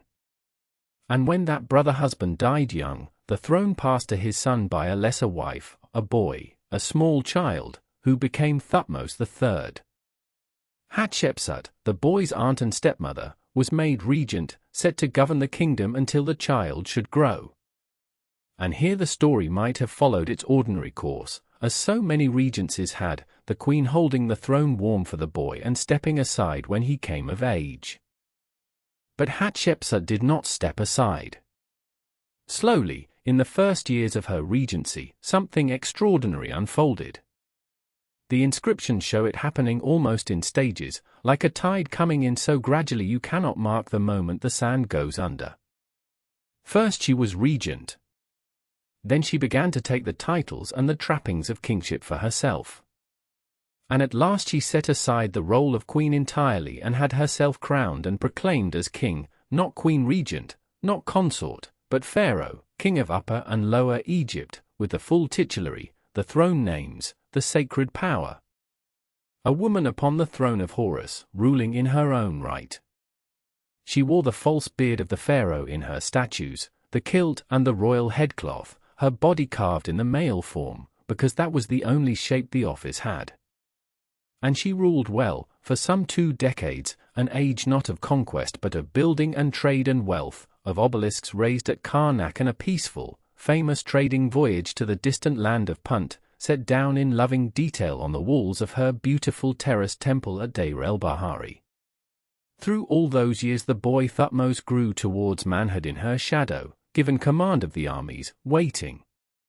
And when at last Hatshepsut died, the man who had waited all his life stepped into the sole power that had always, by blood, been his, and he would become the greatest conqueror Egypt ever produced. The empire that the Theban princes had dreamed of, that Ahmose had founded and Thutmose I had flung outward, was about to reach its zenith in the hands of Thutmose III. And in the generations that followed his triumphs, at the very summit of Egypt's power and glory, a king would arise unlike any before him, a king who would look upon the whole vast company of Egypt's ancient gods, and decide that there was only one. Before we watch one king try to overturn the whole company of Egypt's gods, we should first understand what it was he was proposing to overturn, a religious world so old, so vast, and so strangely comfortable with its own contradictions that no other civilization of the ancient world ever quite matched it. The Egyptians did not worship one pantheon so much as an accumulating conversation of them, gods absorbed from every region and every era of the country's long life, some merging into one another, some standing side by side under different names for what was, at bottom, the same idea. A visitor from a religion built on tidy consistency might have found it bewildering. The Egyptians themselves seem to have found it no trouble at all, for their gods were not meant to form a single logical system. They were meant to explain, and to hold at bay, the great forces that governed a fragile strip of farmland surrounded on every side by desert and chaos. At the center of it all stood the sun, because in a land where the sun rules absolutely, both giver of life and merciless destroyer, no religion could have been built around anything else.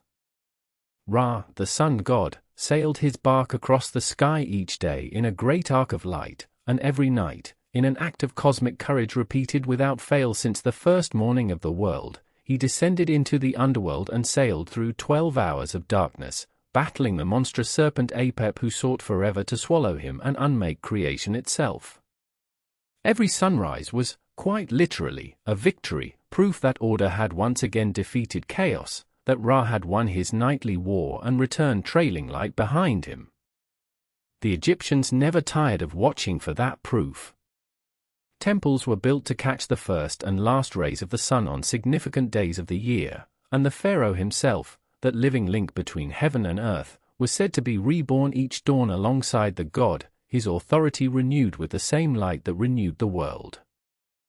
Beside Ra stood Osiris, and between the two of them lies almost the whole of what the Egyptians believed about death, kingship, and the order of things. Osiris, the myths told, had once been a king of Egypt himself, a wise and civilizing ruler who taught his people agriculture and law, until his jealous brother Set murdered him, cut his body into pieces, and scattered them the length of the land. His devoted wife Isis, a goddess of formidable magic, gathered the fragments and, through ritual and love and sheer force of will, reassembled her husband's body and breathed life back into it long enough to conceive a son, Horus, who would grow to avenge his father and reclaim the throne from murderous Set.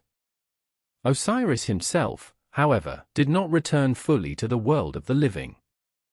He passed instead into the underworld to become its king, lord and judge of the dead, while his son Horus took up the kingship of the living, and this, more than any law code, was the theological bedrock on which the entire Egyptian monarchy rested. Every living pharaoh was Horus. Every dead pharaoh became Osiris. The succession of kings, one to the next, was not merely a political arrangement, it was this story, replayed endlessly, generation after generation, the same drama of murder and restoration and rightful inheritance performed in flesh and stone across 3,000 years. It was Osiris, too, who presided over the moment every Egyptian both feared and hoped to reach, the judgment of the dead, which we will walk through in fuller detail later in our story, when a heart is weighed against a feather in a hall lit by torches no living eye has seen and lived to describe. For now it is enough to know that this judgment rested on a single concept that ran beneath the whole of Egyptian civilization like the Nile beneath its fields, Ma'at.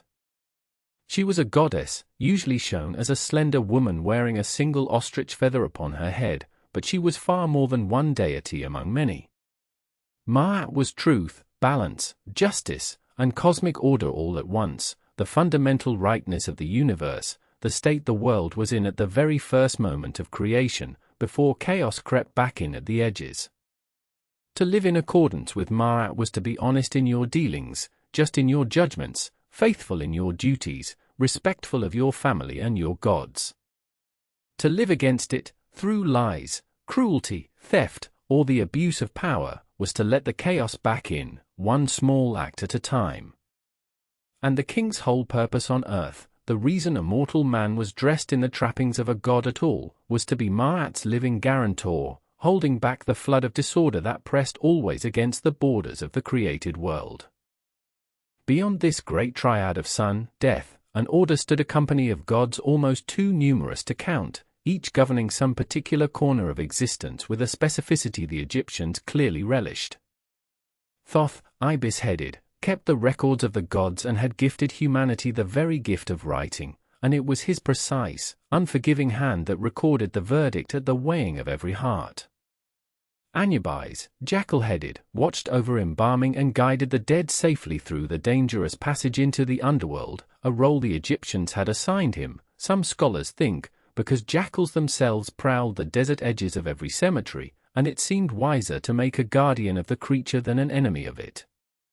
Atha, cow-horned and crowned with the sun disk, ruled over love, motherhood, music, and the drunken joy of festival, while her sometimes fierce alter ego Sekhmet, lion-headed, could unleash plague upon the wicked or, rightly placated, protect the innocent from it. Bastet, the cat goddess, watched over home and hearth with a gentler paw than her lioness cousin.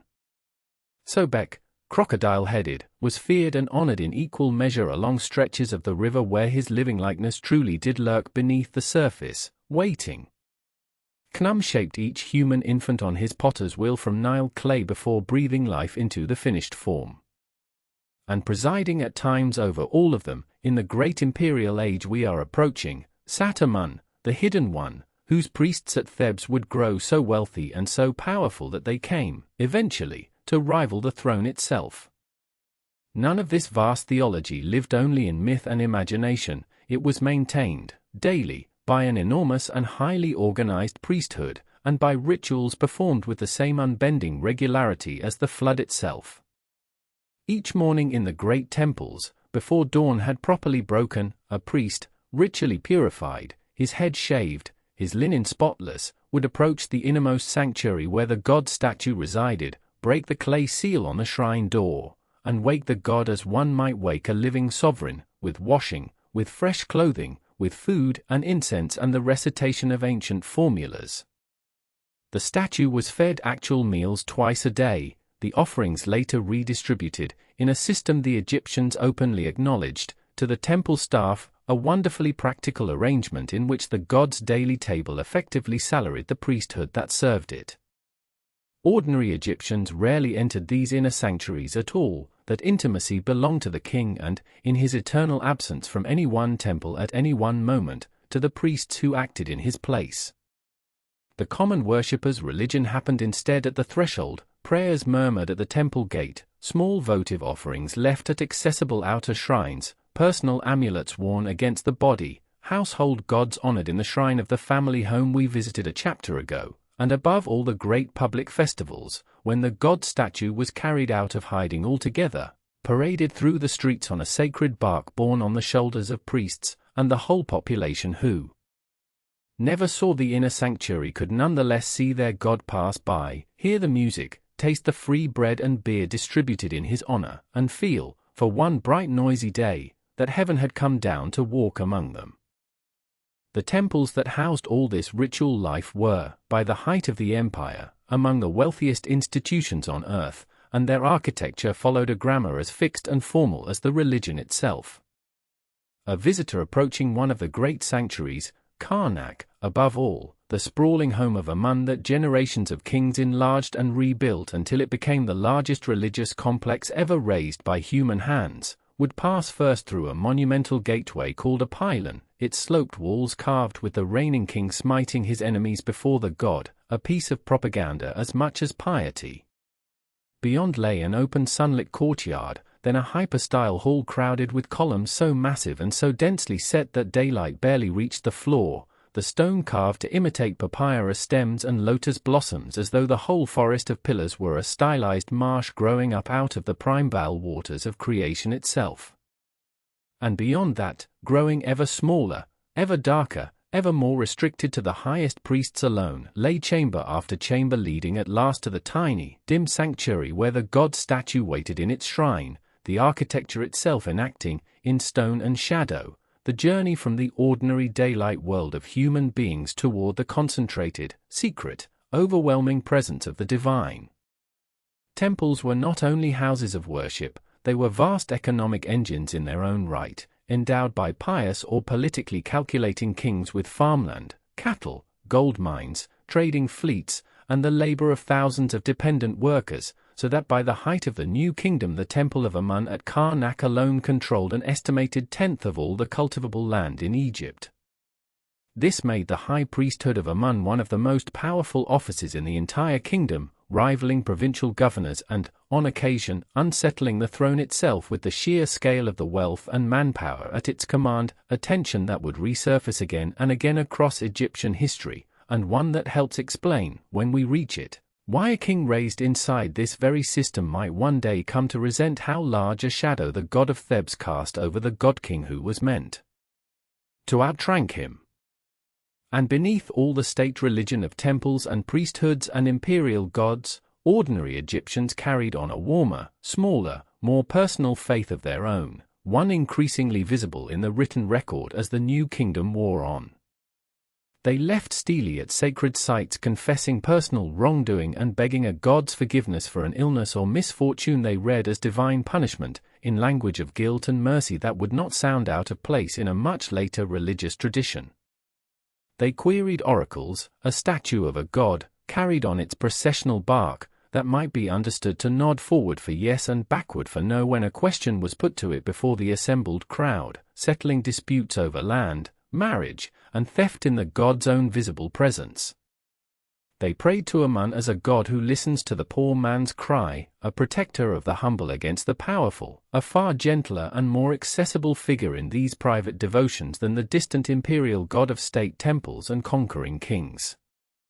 Personal piety and state religion were, in this sense, two overlapping but distinct rivers running through the same land, one vast, formal, and endowed with the wealth of nations, the other small, intimate, and carried in the heart of every farmer who murmured a prayer at the temple gate before the day's work began.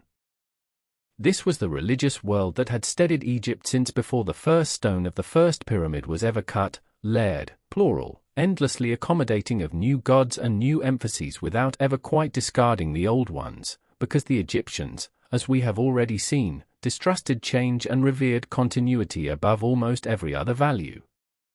It had absorbed the gods of conquered Nubia and the gods of foreign queens without strain. It had let Amun of Thebes rise to supremacy over older solar cults without ever quite dethroning Ra, simply merging the two into Amun-Ra and calling the matter settled. Whatever else happened to Egypt, this deep and tangled forest of belief had always found room to grow a new branch rather than cut down the old tree.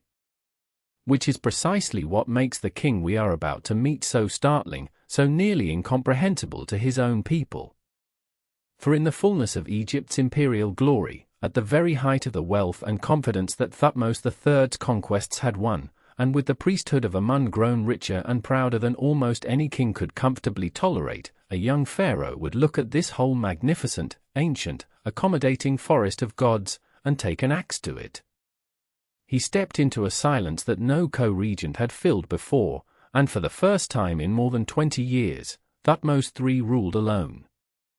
He had been a boy when his stepmother and aunt, Hatshepsut, had taken the crown beside him, and he had grown to manhood in her long shadow, biding his time in the temples and the army while she built her monuments and traded with distant Punt. Now she was gone, and the young man who had waited so patiently turned his face towards the rising sun in the east, where the lands of Canaan and Syria had heard of Egypt's silence and begun, very quietly, to slip from her grasp. For while Hatshepsut had reigned in peace, the princes of the Levant had been watching. The great walled cities of the north, Megiddo, Kadesh, the ports of the Phoenician coast, had once bowed to Egypt and sent their tribute south. But tribute, once it stops, is hard to start again, and a coalition had formed, gathering behind the Prince of Kadesh, drawing together the rulers of more than 300 towns into a single defiant league. They massed their chariots and their men at Megiddo, a fortress that guarded the pass through the Carmel Ridge, controlling the road that ran from Egypt up into the heart of Asia. Whoever held Megiddo held the door.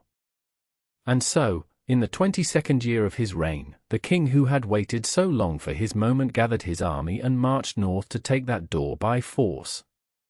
What followed would be remembered as the first battle in human history for which we have a detailed, eyewitness account, recorded by the army's own scribes and carved later upon the walls of the temple of Amun at Karnak. The Egyptian force reached the town of Yehem, south of the Carmel Ridge, and there Thutmose called his commanders to council, for 3 roads led to Megiddo. 2 were broad and safe, sweeping around the hills to north and south. The 3rd was a narrow defile, the Aruna Pass, so tight that the soldiers would have to go through it in single file, horse behind horse, strung out and helpless should the enemy be waiting at the far end. His officers begged him to take the safe roads. The king listened, and then he chose the narrow road.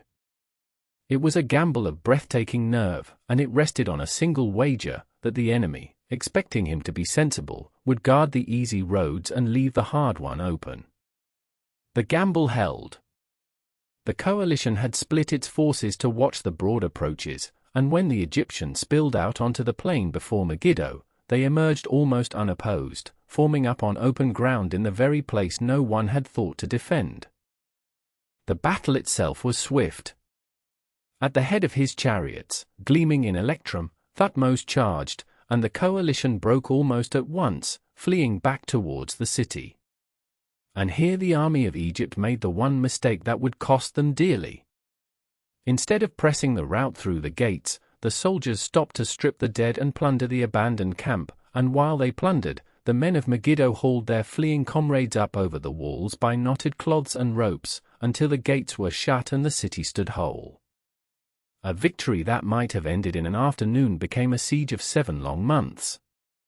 But when at last Megiddo fell, the spoils were beyond counting, and the defeated princes lay upon their bellies before the king, and their sons were taken to Egypt as hostages, to be raised in Egyptian ways, so that when they one day inherited their fathers' thrones they would rule as men half Egyptian in their hearts.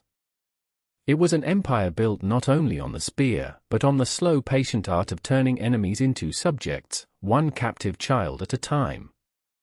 Megiddo was only the beginning.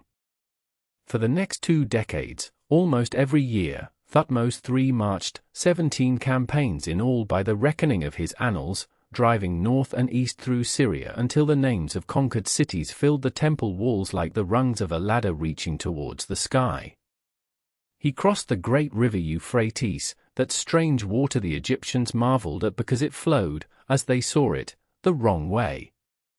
He hunted elephants in the marshes of Nile, and was nearly killed by a great bull, saved only when an officer rushed in and cut off the beast's trunk.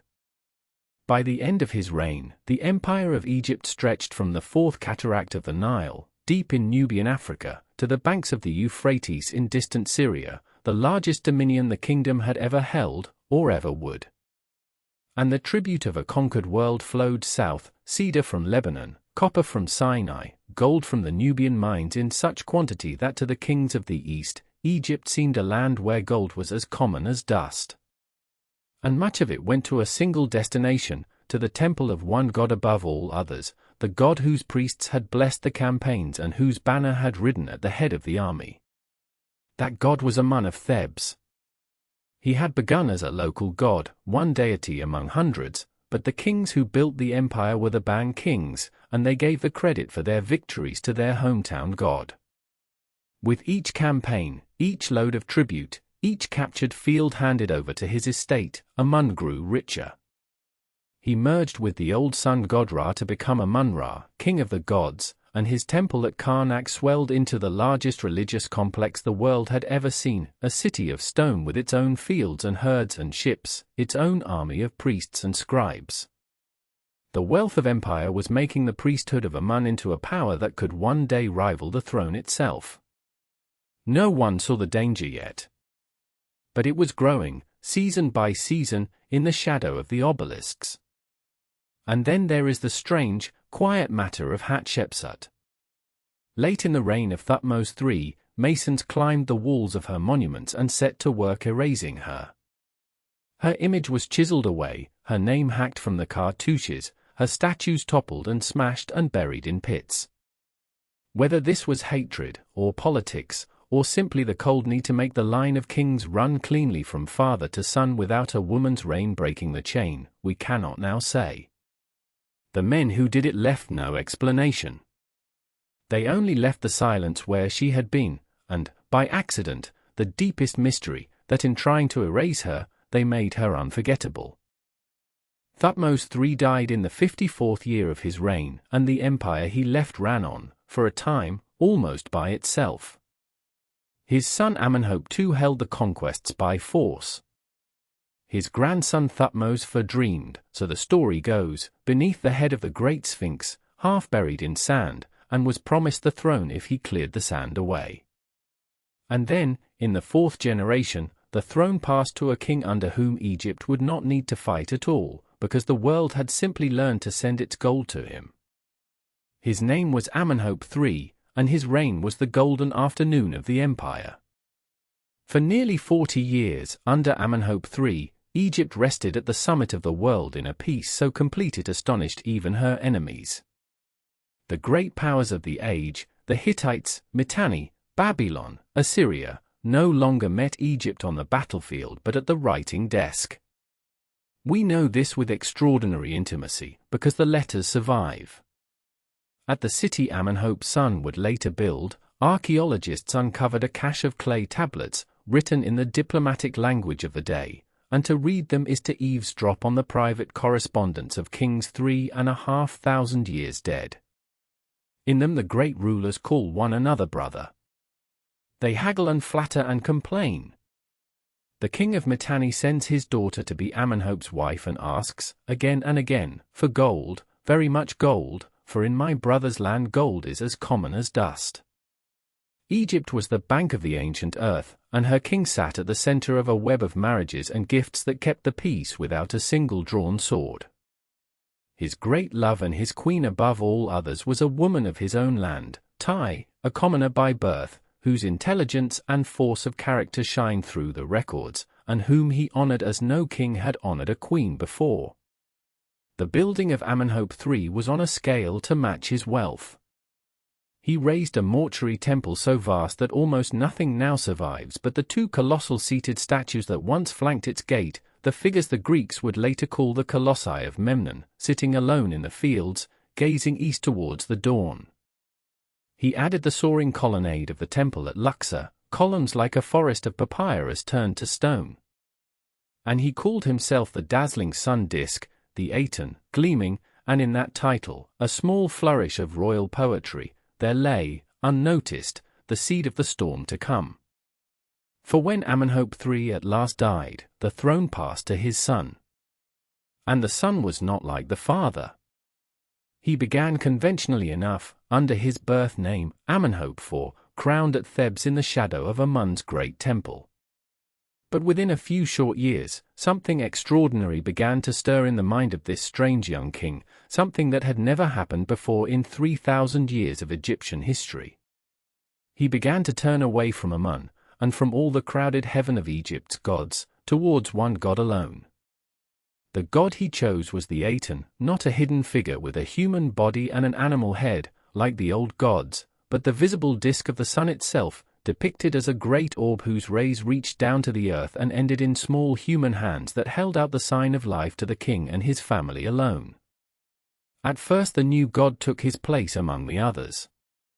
But the king's devotion deepened until it could no longer share. In the 5th year of his reign he changed his very name. He would no longer be Amenhotep, Amun is content, for he had turned his back on Amun. He became Akhenaten, he who is effective for the Aten, and with that change of name he declared, in effect, a revolution. He would not stay in Thebes, the city of Amun.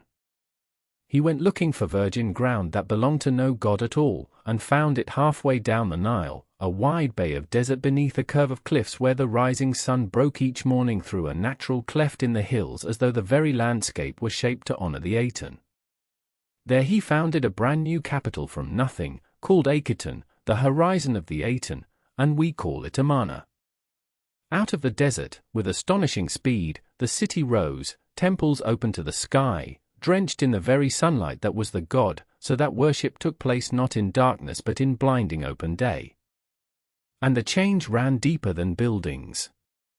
Across the country, the temples of the other gods were closed, their revenues seized, their priesthoods dismissed, and the agents of the king went out to hack the name of Amun from the monuments of Egypt wherever it appeared, a god who had grown into the richest power in the land, by royal decree to be unmade, erased, struck from the memory of the world.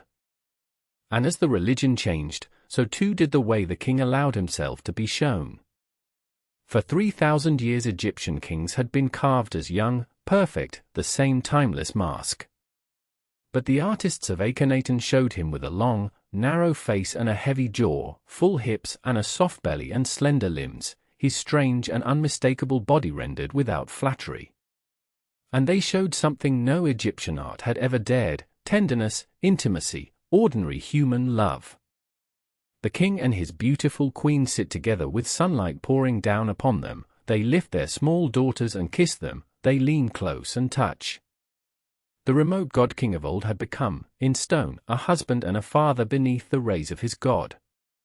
And the queen at his side, lifted almost to his equal, was Nefertiti, the beautiful one has come, whose painted limestone bust, found buried in a sculptor's workshop in the ruins of Amarna, would become 3,000 years later one of the most famous faces in all the world. Yet beyond the sunlit courtyards of Akhenaten, the great machine of empire was beginning, very quietly, to fail. The Amarna letters from these years carry a darker note. From the vassal cities of Canaan and Syria came appeals, loyal governors begging the king for soldiers, for archers, against enemies pressing at their gates and the rising power of the Hittites. "The whole land of the king is being lost," writes one desperate governor, "send troops, send even a few, before the city falls." And from Akhenaten, absorbed in his god and his new city, the king sent little or nothing. The hostage princes and the boundary stele had held the empire for 100 years. Now, letter by unanswered letter, it began to slip away in the north while Egypt looked inward at the sun. It was a thing of strange and fragile beauty, and it could not last, for it rested on the will of one man, and one man's life is short. And what came next? The swift unraveling of the dream, the quiet death of the new city, a boy king who would carry the old gods home and whose own forgotten tomb would one day astonish the world, and the hard soldiers who would seize the throne and lead Egypt back into war. That is where our story turns now. The unraveling did not come all at once. When Akhenaten died, somewhere around the 17th year of his reign, the world he had tried to remake was already exhausted. His new city stood gleaming on its lonely plain, but the great experiment had drained Egypt. The old priesthoods had been stripped of their wealth, the old festivals silenced. Outside the desert frontier, the empire was slipping, town by town, into the hands of rivals. And inside the palace, the line of succession had become a tangle of half-remembered names, a shadowy ruler called Smenkhkare, a mysterious figure styled Neferneferuaten who may have been Nefertiti herself ruling in a man's regalia. They flicker at the edge of the record like figures glimpsed by candlelight, and then they are gone. What remained, when the dust settled, was a small boy, born in the heretic city, his given name carrying the heretic god within it, Tutankhaten, the living image of the Aten. He was perhaps 8 or 9 years old when the double crown was set upon his head. Around him stood older, harder men who had served Akhenaten and now meant to undo him. Within a few years the boy's name itself was changed. Tutankhaten became Tutankhamun, the living image of Amun, and in that single alteration the whole revolution was overturned. The court abandoned Amarna and returned to Memphis and Thebes. The temples of Amun were reopened, their priesthoods restored. Egypt was returning to itself. The boy king did not live long enough to see how completely his name would echo down the centuries. He died young, probably around 18 or 19, after perhaps 9 years on the throne. His mummy shows a badly broken leg and signs of malaria and of the frailties that come from a royal family that had married brother to sister for generations. He was a minor king, a footnote in a troubled age, and the men who came after did their best to erase even the memory of the Amarna line. His tomb was small, hastily prepared, soon buried beneath the debris of later building works. And the very obscurity that ought to have condemned him to oblivion instead preserved him. When the archaeologist Howard Carter at last broke through into that sealed antechamber in the winter of 1922 and was asked whether he could see anything, he answered with the only words that would do: yes, wonderful things. Gold upon gold, and at the heart of it all a face of beaten gold, calm and ageless. The least of kings had become, by sheer chance, the most famous of them all. His death left Egypt once more without an heir, and into that emptiness stepped the soldiers. First an old courtier named A, who ruled briefly. Then the strongest man left standing, a general named Horam, the commander of the armies, who had no royal blood at all and took the crown by sheer competence. Horam tore down the temples of the Aten and used their stone as rubble fill inside his own monuments, and he struck the names of Akhenaten and Tutankhamun and A from the official king lists, so that the heresy simply did not exist. The reign of Amenhotep III seemed to flow directly into Horam's own. He was the man who closed the wound. But he had no son either, and so near the end of his life he chose a successor, a tough old military comrade from the eastern delta. That man's name was Rameses. With him a new dynasty begins, the 19th.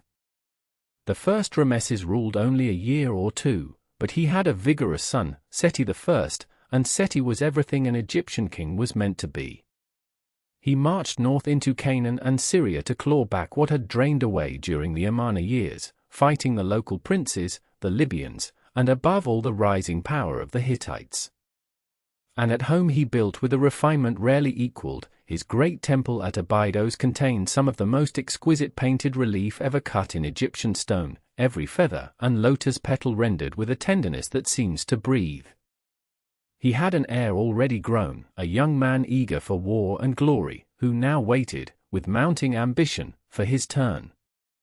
When Seti died, that son took the throne as Rameses II, and he would hold it for an astonishing 66 years, so long that men were born and grew old and died having known no other king.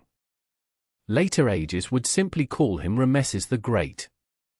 He fathered scores of children, plastered his name across the whole length of the Nile, sometimes carving his cartouche so deep that no later king could chisel it away. And early in his reign, hungry for glory, he marched north to settle the great quarrel with the Hittites at a city called Kadesh, on the river Orontes, around the year 1274 before our era. It became the most famous battle of the entire ancient world, not least because Rameses made certain that it would be. It very nearly destroyed him. 2 captured spies had told him the enemy king was still far to the north, frightened and hanging back. It was a lie. The whole Hittite army lay hidden just behind the city, and as Rameses made camp they swept down and smashed clean through the division marching behind him, scattering it in panic. Suddenly the young pharaoh was cut off, surrounded, with only his household guard around him. By his own account, carved later in vast triumphant reliefs on temple after temple, he called upon his god, leapt into his chariot, and charged again and again into the press, holding the line alone until reinforcements arrived. The truth was rather less glorious. He survived, yes, but he did not take Kadesh, and the battle ended in a bloody draw. Yet through sheer force of storytelling, what had looked like a trap that should have ended his reign became the founding myth of the greatest pharaoh of the age. And out of that inconclusive war came something far more remarkable than victory. The 2 great powers fought on and off for years without either defeating the other, until both grew weary. And so, around the 21st year of Rameses's reign, the 2 kings did something the world had never seen recorded before. They made peace, formally, in writing. A treaty was drawn up between Rameses and the Hittite king Hattusili III, sworn before the gods of both lands, promising an end to war, mutual defense, the return of fugitives. Copies survive on both sides. It is the earliest surviving peace treaty between 2 great states anywhere in human history, so important as a symbol that a reproduction of it hangs today on the wall of the United Nations. The peace held, and was sealed at last with a marriage, a Hittite princess sent south to become a wife of Rameses. With his frontiers quiet, Rameses turned the full weight of his long reign to building, and he built on a scale meant to last forever. Far to the south in Nubia he carved an entire temple out of the living cliff at Abu Simbel, its front guarded by four colossal seated figures of himself, each more than 20 meters high, gazing eastward so that twice a year the rising sun pierces deep into the mountain to light the gods enthroned within. At Thebes he raised his mortuary temple, the Ramesseum, where a single fallen colossus once lay shattered in the sand, inspiring, 3,000 years later, a poet to imagine a traveler from an antique land and a shattered visage half sunk, and upon the pedestal the boast, "My name is Ozymandias, King of Kings, look on my works, ye mighty," and despair. The poet meant it as a lesson in the vanity of power. And the irony cuts both ways, for we are still speaking his name. When at last he died, an old man, his teeth worn to the gums, his body racked with arthritis, Egypt buried its greatest king and wondered what could come after. The answer was his 13th son, Merneptah, himself already approaching old age, who had waited a lifetime in his colossal father's shadow. Merneptah faced almost at once a dangerous invasion of the western delta by the Libyans, who came not as a raiding party but as a whole migrating people, and with them, ominously, marched allies from across the sea, peoples with strange names. He crushed them, and recorded his triumph on a tall stone slab. And on that slab, almost in passing, appears a single line that has made it perhaps the most studied inscription in all of Egyptology. The king boasts that Israel is laid waste, its seed is no more. It is the earliest mention of the name Israel anywhere in the historical record, the first time that name flickers out of the darkness. Merneptah meant it as a boast that he had wiped them out. History would prove that boast the most spectacularly mistaken of all. But those allies from across the sea were the first cold breath of a storm gathering over the whole ancient world. For in the decades around the year 1200 before our era, something went catastrophically wrong, all across the eastern Mediterranean, and we still do not fully understand what. The great Hittite Empire simply collapsed. The palace kingdoms of Greece fell into ruin and fire. Great trading cities along the Syrian coast were sacked and never rebuilt. One after another, the proud powers of the Bronze Age toppled like a row of dominoes. And moving through that confusion, by sea and by land, came the people the Egyptians called simply the Sea Peoples, not a single nation but a coalition, a swarm of displaced and desperate peoples on the move, refugees and raiders and whole families uprooted from collapsing homelands. They came not to raid and leave but to find new homes, and in their path they left ash and ruin from one end of the sea to the other. It fell to Ramesses III, of the new 20th dynasty, the last truly powerful pharaoh Egypt would ever produce, to meet them. In the 8th year of his reign the Sea Peoples bore down upon the Nile itself, advancing by land through Canaan and by sea against the Delta coast, a coordinated migration of nations that had already devoured every other power in their path. Ramesses recorded the crisis in chilling words on the walls of his temple at Medinet Habu: "No land could stand before their arms." He met the land army in the corridor of Canaan and broke it. And then he fought the sea fleet in the mouths of the Nile, in one of the first great naval battles known to history, luring the enemy ships into the narrow waters where his archers lined the banks, raining arrows down upon the crowded decks. Ramesses III saved Egypt. He was the last pharaoh who could. For though he had turned back the storm, the cost had been ruinous, and Egypt was never the same again. The empire abroad was gone, and with it the tribute that had filled the treasury for centuries.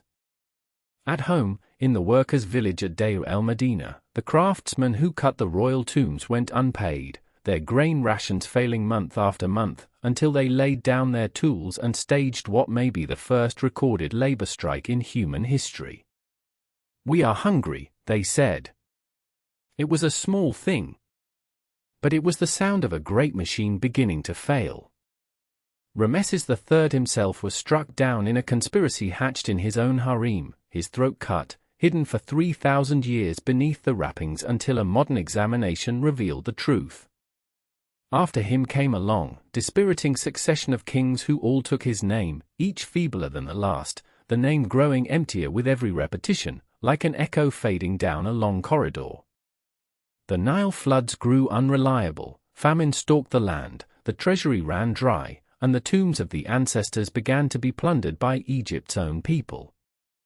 Power was draining away from the throne, and at Thebes the high priests of Amun had grown so wealthy that they ruled the south almost as kings in their own right. By the very end of the 20th dynasty, Egypt had quietly split in two, and the long, dazzling age of empire guttered out like a lamp running low on oil, leaving the land open at last to ambitions from beyond its borders.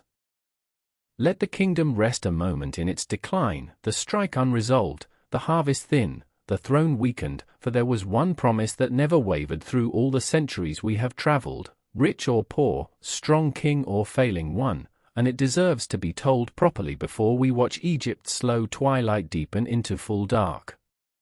Whatever else changed, whatever dynasty rose or fell, the Egyptians never stopped believing that death was not the end, and never stopped pouring their genius, their wealth, and their most patient craftsmanship into the art of ensuring that a person might cross safely into what came after. To understand that art is to understand, perhaps better than through any king list, what these people actually believed about being alive. The Egyptians held that a human being was not one single thing but several interwoven parts, each of which had to survive death for a person to truly live on. There was the Ka, a kind of life force or double, born alongside the body and requiring, after death, to be sustained with food and drink just as the living body had been, which is why tomb walls are carved with endless offering scenes, and why the living left bread and beer at tomb chapels for generations after a burial, in case the family line that owed the Ka its sustenance should ever fail in its duty. There was the Ba, often shown as a bird with a human head, the aspect of personality and individuality that could leave the tomb by day and travel, returning each night to reunite with the body, which had, therefore, to remain recognizable and intact for the Ba to find its way home. There was the Ark, the transfigured, effective spirit a person might become only after successfully completing the perilous journey through the underworld, uniting Ka and Ba into something that had, in the fullest sense, achieved eternal life among the circumpolar stars or in the fields of the blessed dead. And binding all of these together, indispensable to every one of them, was the body itself, which is why, alone among the great civilizations of antiquity, the Egyptians developed the practice we call mummification, an art refined and perfected over 3,000 years until it could preserve a human face recognizably enough that we can look upon it today, and very nearly meet its eyes. The process, by the height of the New Kingdom, when it had reached its most accomplished form, unfolded over a careful 70 days, and it began not in a temple but in a place called the House of Purification, close by the water, where the embalmers, a specialized and slightly feared priestly guild, for they handled what was both sacred and unclean, first washed the body in water drawn from the Nile itself, blessed as the same water from which all creation had once emerged. The internal organs, which decay fastest and posed the greatest threat to preservation, were removed with practiced care through a small incision in the left side of the abdomen. The stomach, the intestines, the lungs, and the liver were drawn out, treated with natron, and set aside to be individually wrapped and placed within 4 containers we call canopic jars, each one under the protection of a different son of the falcon god Horus and, in turn, a different protective goddess, a small 4-part cosmos of guardianship built around the very organs the body could not do without. The heart alone was left in place, for the Egyptians believed the heart, not the brain, to be the seat of thought, memory, and moral character, and it would be needed again, whole and undisturbed, for the judgment that awaited every soul at journey's end. The brain, by contrast, they seem to have regarded as of little consequence, and it was drawn out through the nose with a long hooked implement and simply discarded, a detail modern visitors to museum mummy halls tend to find rather more startling than the embalmers themselves apparently did. The body, now emptied, was packed and covered inside and out with natron, a naturally occurring salt gathered from dry lake beds in the desert, and left to dry for some 40 days, a period long enough to draw out every trace of moisture that decay depends upon, leaving behind a form shrunken, dark, and leathery, but genuinely and durably preserved. When the drying was complete, the embalmers set about the slow work of restoration. The body cavity was packed with linen, sawdust, or resin-soaked cloth to restore something of its living shape, the skin anointed with oils and precious resins both to keep it supple and to honor the dead with fragrance rather than the smell of decay, and sometimes, for the wealthiest dead, the sunken cheeks were plumped with subcutaneous packing and the eyes fitted beneath the lids with linen pads or small stones, so that the mummy's face might come as close as art could manage to the living face it had once been. Only then began the famous final stage, the wrapping. Hundreds of yards of linen, torn into strips, wound around each finger and each toe individually before the limbs themselves were bound, then the whole body wrapped again and again in successive layers, with amulets of protective magic tucked between the layers at precise points on the body, a scarab of green stone over the heart, inscribed with a spell commanding the heart not to testify against its owner at the judgment to come, and dozens of smaller charms besides, each invoking a particular protection for a particular part of the body's long and dangerous journey. Throughout this entire process, priests recited spells over the body at every stage, for the physical work of preservation was never considered separate from the ritual and magical work that made it effective. Natron dried the flesh, but words, properly spoken, were what truly transformed a corpse into something capable of eternal life. Chief among the officiants was a priest wearing the mask of jackal-headed Anubis, embodying the very god who was said to have embalmed Osiris himself after his murder and dismemberment by Set, the mythic first mummification that every subsequent one on earth was understood to be reenacting. When the wrapping was finally complete, the mummy was placed within a coffin, often nested inside a second and even a third, each one carved and painted with the features of the deceased made youthful and serene, inscribed with prayers for offerings and safe passage, and for a king, enclosed at last within a stone sarcophagus meant to endure as long as the pyramid or tomb around it. The whole finished object was then carried in procession to the tomb, where mourners, professional and genuine both, wailed and tore their clothing in ritualized grief before a final and crucial ceremony took place at the tomb's entrance, the opening of the mouth, in which a priest touched a special ad-shaped instrument to the mummy's mouth and eyes, magically restoring the senses so that the dead might once again eat, speak, and see in the world beyond. And then, at last, the body was sealed within its tomb, surrounded by everything a soul might need for eternity: furniture, food, clothing, jewelry, small carved servant figures called shabtes, who could be magically animated to perform any labor the god of the underworld might demand of the deceased in their place, so that even in eternity a wealthy Egyptian need never actually till a field. But the tomb goods and the careful preservation of the body were only preparation. The true test still lay ahead, in the underworld itself, a realm the Egyptians called the Duat, through which the deceased had to travel in the company of the setting sun, past monstrous guardians and lakes of fire, reciting the correct spells at the correct gates. A whole literature of guidance grew up around this journey, the collection of spells we call the Book of the Dead, copied onto papyrus and buried with the dead as a kind of traveler's companion and phrasebook for the underworld, so that no soul, however humble, needed to face the dark unprepared. At the end of that journey stood the Hall of Judgment, and it is here, more than in any pyramid or any temple, that we come closest to the moral heart of everything Egypt believed. The deceased was led before Osiris himself, enthroned as Lord of the Dead, with Anubis attending and Thoth standing ready to record the verdict. And there, before this assembly of gods, the heart of the dead person, that seat of memory, character, and deed we heard of earlier, was placed upon one pan of a great scale. On the other pan rested a single ostrich feather, the feather of Maat, the goddess of truth and cosmic order we have already met. If a life had been lived in balance, honestly, justly, in keeping with Maat, the heart would weigh no more than the feather, and the scale would rest level. The deceased would then be led forward, declared true of voice, and welcomed into the field of reeds, that eternal and familiar version of the Nile Valley we spoke of before, to farm and feast and live forever in the world they had loved. But if the heart, weighed down by cruelty, dishonesty, or unpaid debts to Marat, sank low against the feather, a monstrous waiting creature called a mit, part crocodile, part lion, part hippopotamus, assembled, it almost seems, from Egypt's own most feared predators, would devour it on the spot, and the soul, deprived of its heart, would cease to exist altogether. Not eternal torment, in the manner later religions would imagine, but simple and total oblivion, an ending far more final than any hell, because there would be no self left even to suffer it.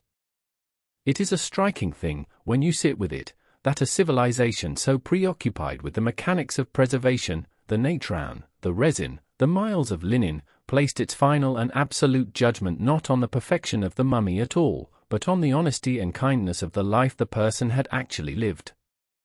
All the wealth in Egypt could buy the finest embalmers, the purest gold coffin, the most elaborate spells money could commission, and none of it, the Egyptians insisted, could tip that scale by so much as a feather's weight if the heart itself was foul. Every farmer who had knelt at the river's edge, every scribe who had counted the grain honestly, every wife who had kept faith with her household, carried within them, whether they ever set foot in a temple or not, the one thing that mattered in the end.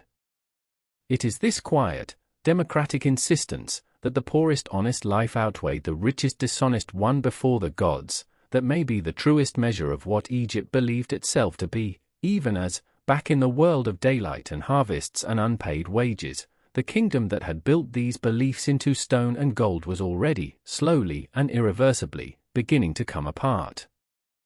The fragmentation came not as a single shattering blow, but as a slow loosening of the bonds that had held Egypt together for 500 years. When the last of the great Ramesside kings faded from the throne, the unity that had defined the new kingdom did not so much collapse as quietly dissolve, the way a great river divides into channels as it nears the sea. By the time the 20th dynasty gave way, around 1069 before the Common Era, there was no single hand upon the whole of the two lands. Instead there were two centers of power, and between them a long uneasy balance that historians call the Third Intermediate Period.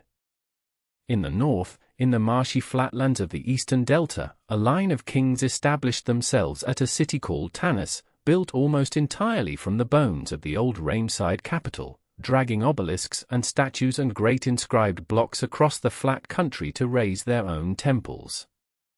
To walk through Tanis even today is to walk through a city of borrowed greatness. These northern pharaohs were real kings, crowned and titled in the full tradition, and yet their reach was limited. The deep south, the ancient heartland of Upper Egypt, answered to another authority entirely, and that authority sat at Thebes, and wore not a crown but the leopard skin of a priest. For generations the priesthood of Amun had grown steadily richer until the high priest was in all but name a king of the south, commanding estates along both banks of the Nile, granaries swollen with grain, an army of his own. The god himself, it was said, governed Thebes, his will revealed through oracles, the divine statue carried in procession giving its answers by tipping forward or drawing back when questions were put to it. It was a strange and beautiful fiction, and yet it held the region together for a long while. The two powers, north and south, were not enemies. They intermarried, they corresponded, they recognized one another. But Egypt was no longer one thing. And during these quiet centuries something practical and rather poignant took place in the hills above Thebes. The priests, alarmed by the plundering of the royal tombs, gathered up the mummified bodies of the greatest pharaohs who had ever lived, rewrapped them, labeled them with care, and hid them away in secret caches, so that Rameses the Great and Thutmose III and Seti lay together in the dark, hidden by their own descendants to keep them from thieves. There they would rest, forgotten by the world, for nearly 3,000 years. Into this divided land came a new kind of pharaoh, and these were not Egyptians by blood.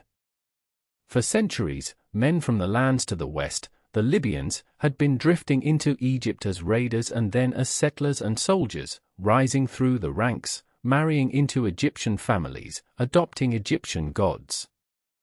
And then, around 945 before the Common Era, one of them seized the throne outright. His name was Sheshonq, and he founded what we now call the 22nd dynasty, a line of Libyan pharaohs who at last brought a measure of unity back to Egypt.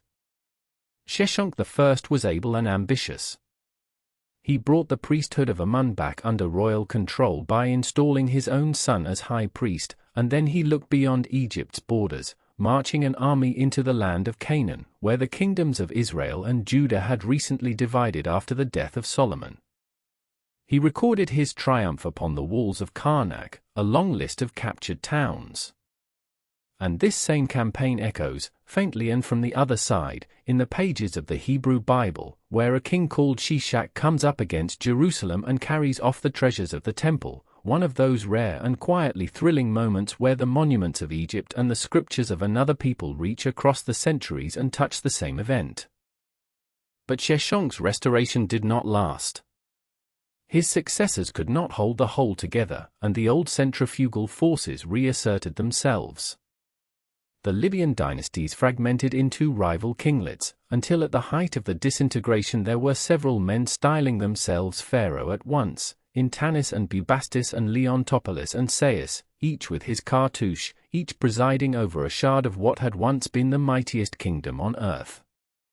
And as so often happens when a great house falls into disorder, the eyes that watched it with the keenest interest were those of its neighbors.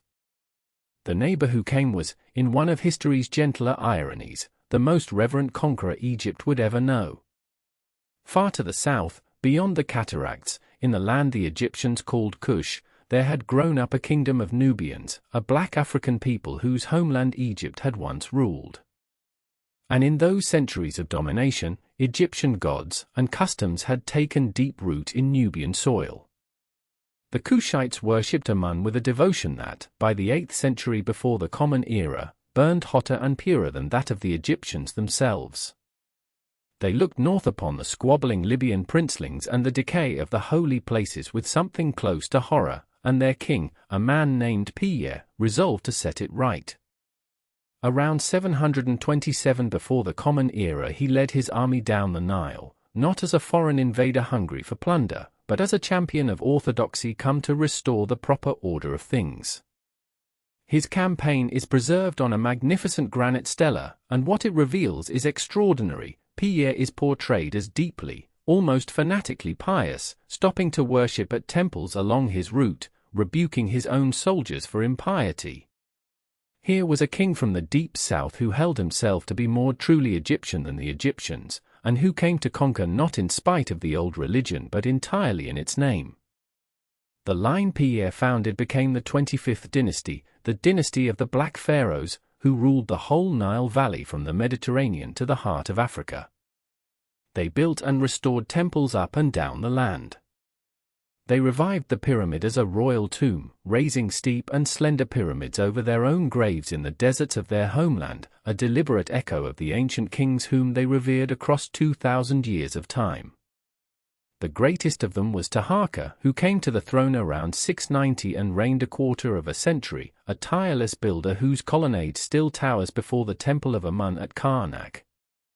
But Taharqa reached out to the small kingdoms of the Levant, encouraging them to resist the rising power that now loomed over the entire Near East. And that was a fatal provocation, for the power he sought to defy was Assyria, and Assyria did not forgive. The Assyrians were the terror of their age, a militarized empire whose armies were the most disciplined and ferocious the world had yet seen, ruling their conquests through deliberate, cultivated cruelty.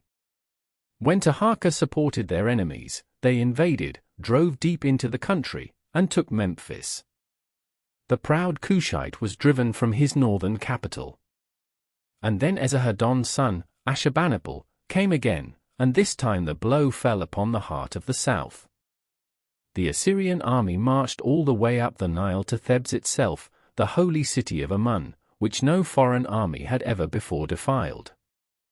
And they sacked it, plundering its temples, stripping its obelisks of their gold, carrying off its treasures and its people into captivity. The fall of Thebes sent a shudder across the ancient world. Far away, the Hebrew prophet Nahum would invoke its ruin as a warning. The Kushites withdrew beyond the cataracts to their homeland, where their kingdom would endure for centuries, keeping the old Egyptian gods alive long after Egypt itself had forgotten them. But their dream of ruling the two lands was over. Out of the wreckage, a new native power arose, and in the most unlikely of ways. The Assyrians, having broken Egypt, could not easily hold so distant a land, and chose to rule through local clients, favoring the princes of Sais in the western delta. Through their patronage, one of these princes, a man named Psamtik, gradually consolidated power, and then, as Assyria itself began to weaken and turn inward, he quietly slipped the leash, unified the country under his own rule, and made himself a true and independent pharaoh. He founded the 26th dynasty, the dynasty of Sais, and with it Egypt entered its final flowering as a native power, the period we call the Site Renaissance. It was a renaissance in the truest sense, a deliberate and conscious rebirth, for the kings of Sais looked backward with a kind of reverent longing across the whole span of Egyptian history. The glory of the present being uncertain, they reached instead for the glory of the deep past. Their artists studied the masterpieces of the Old Kingdom, already more than 2,000 years old in their own time, and copied their style, their serene and timeless calm. Scribes revived ancient titles and archaic spellings and old religious texts that had fallen out of use. It was as though the whole nation, sensing perhaps that its long story was drawing toward some kind of close, sought to gather up the very best of all that it had been and hold it close, to be Egyptian in the fullest and most ancient sense one last time before the dark came.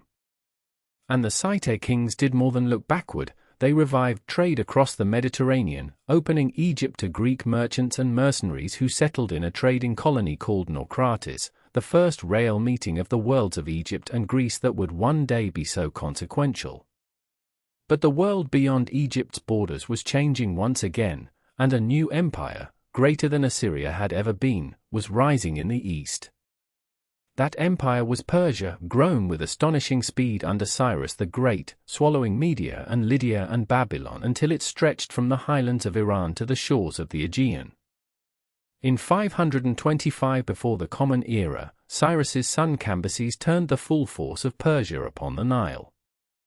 The Site pharaoh of the day, Psamtik III, had been on the throne only a matter of months. He met the Persians at Pelusium, on the eastern edge of the delta, the same threshold across which so many invaders had come. And there, in a single great battle, the independence of Egypt was broken. Cambyses entered the country as its master and had himself crowned pharaoh in the Egyptian fashion, the foreign conqueror reaching at once for the ancient legitimacy of the land he had just subdued. Egypt had become something it had never been in all its 3,000 years of history. It had become a province, a satrapy of a foreign empire, governed in the name of a distant king who would never set foot in the Nile Valley at all. And yet, even in that bitter hour, something extraordinary was revealed. The conquerors wanted to be pharaohs. They did not raise its temples or forbid its gods. Cambyses and the Persian kings who followed were crowned with the double crown, depicted in the old style upon temple walls, woven, however awkwardly, into the unbroken pageant of Egyptian kingship reaching back to the first uniting of the land. To rule Egypt, it seemed, one had to become Egyptian. The political supremacy of Egypt was finished, perhaps forever.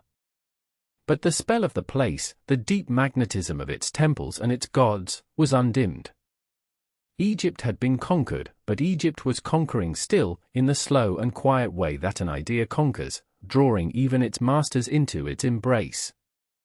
And the greatest of those foreign masters, the one whose dynasty would give Egypt its most famous queen and write the final chapter of the pharaohs, had not yet been born. He would come not from the east, but from the cold lands of the north, a young man with the whole world in his eyes, marching out of Macedonia to remake everything he touched. The Persians held Egypt in their grip, but their hold was the hold of a hated occupier, and along the Nile the people waited, as the oppressed have always waited, for someone to come and lift the weight from their shoulders. They did not have to wait long.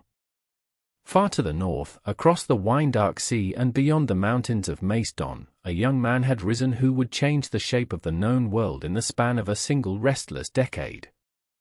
His name was Alexander, son of Philip, and the world would one day call him great. He came down through Asia Minor like a storm that does not pause to rest. At Issus he had broken the great King Darius and sent him fleeing into the heart of his own empire. Then Alexander turned south, taking the proud cities of Phoenicia one by one, until at last, in the autumn of 332 before the Common Era, he crossed the desert frontier and entered Egypt. And here, for once, there was no great battle. The Persian governor looked at the army that had shattered the might of Persia, looked at the temper of the Egyptian people, and chose not to fight. He opened the gates. And Alexander walked into Egypt not as a conqueror with a blooded sword, but as a deliverer, and the Egyptians, who had loathed their Persian masters with a deep and patient hatred, came out to welcome him with garlands and with song. He went to Memphis and made sacrifice to the gods of Egypt, to Ptah and to the Apis bull, honoring the very rites the Persians were said to have scorned, and he was crowned, by the traditions that have come down to us, as Pharaoh, a Macedonian boy not yet 25 become the heir to 3,000 years of pharaohs. But Alexander was not a man to linger, and his restless eye had already fallen upon a stretch of empty shore. West of the Nile's great delta, where a low spit of land lay between the sea and a quiet lagoon, with a little island of Pharos offshore to break the waves, he saw a harbor. He saw a city. The story tells that as his architects marked out the boundaries with barley meal from the soldiers' rations, birds came down in great clouds and ate the barley away, and the seers grew uneasy at the omen, but the wisest read it otherwise. This city, they said, would feed not only its own people, but multitudes from every corner of the earth. They called it Alexandria, after its founder, and though Alexander himself would spend almost no time within its walls, it would carry his name down through more than 2,000 years, and carries it still. From the coast he turned inland into the deep desert, to the oasis of Siwa, where there stood an ancient oracle of the god Amun. What was said in that dim sanctuary, no one truly knows. But the whisper that followed him for the rest of his life was that the oracle had named him son of the god. And then he was gone, marching east to finish his war with Persia, and he never returned. 8 years later, in a palace in distant Babylon, burning with fever, Alexander died, not yet 33, with an empire stretching from Greece to the edge of India and no clear air. When his generals asked to whom he left his kingdom, he is said to have answered only, to the strongest. One of those generals was a shrewd and patient man named Ptolemy, who had been Alexander's boyhood friend. When the spoils were divided, Ptolemy did not grasp for the whole. He asked for Egypt, understanding what the others did not, that Egypt was a fortress made by nature itself, ringed by desert and sea, fed eternally by the Nile, rich beyond counting and almost impossible to invade. He took it, and he held it, and when Alexander's body was being carried back towards Macedon for burial, Ptolemy seized the funeral cortege and brought the great conqueror's embalmed corpse to Egypt instead. In the year 305 before the Common Era, Ptolemy took for himself the title of king, becoming Ptolemy I, called Soter, the Savior, and founded a dynasty that would rule Egypt for nearly 300 years. They were Greeks, these new pharaohs, Macedonian in blood and Greek in tongue, and yet they were clever enough to wear two faces.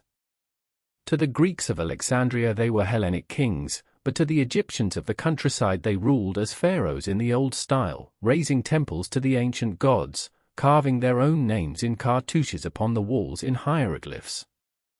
At Edfu, at Dendra, at Philly, they built temples so vast and so beautifully preserved that travelers today walk through them and marvel, not always knowing that these were the works of Greek kings playing the part of pharaohs of old. And the city they built upon that empty shore became, within a single lifetime, the wonder of the world.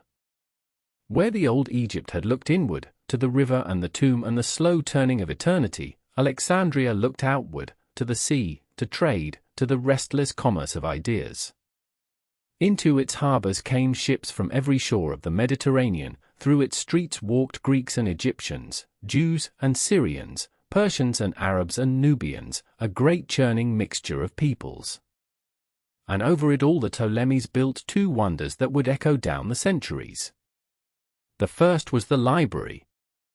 The king set out to do something never attempted before, to gather, beneath a single roof, all the knowledge of the world.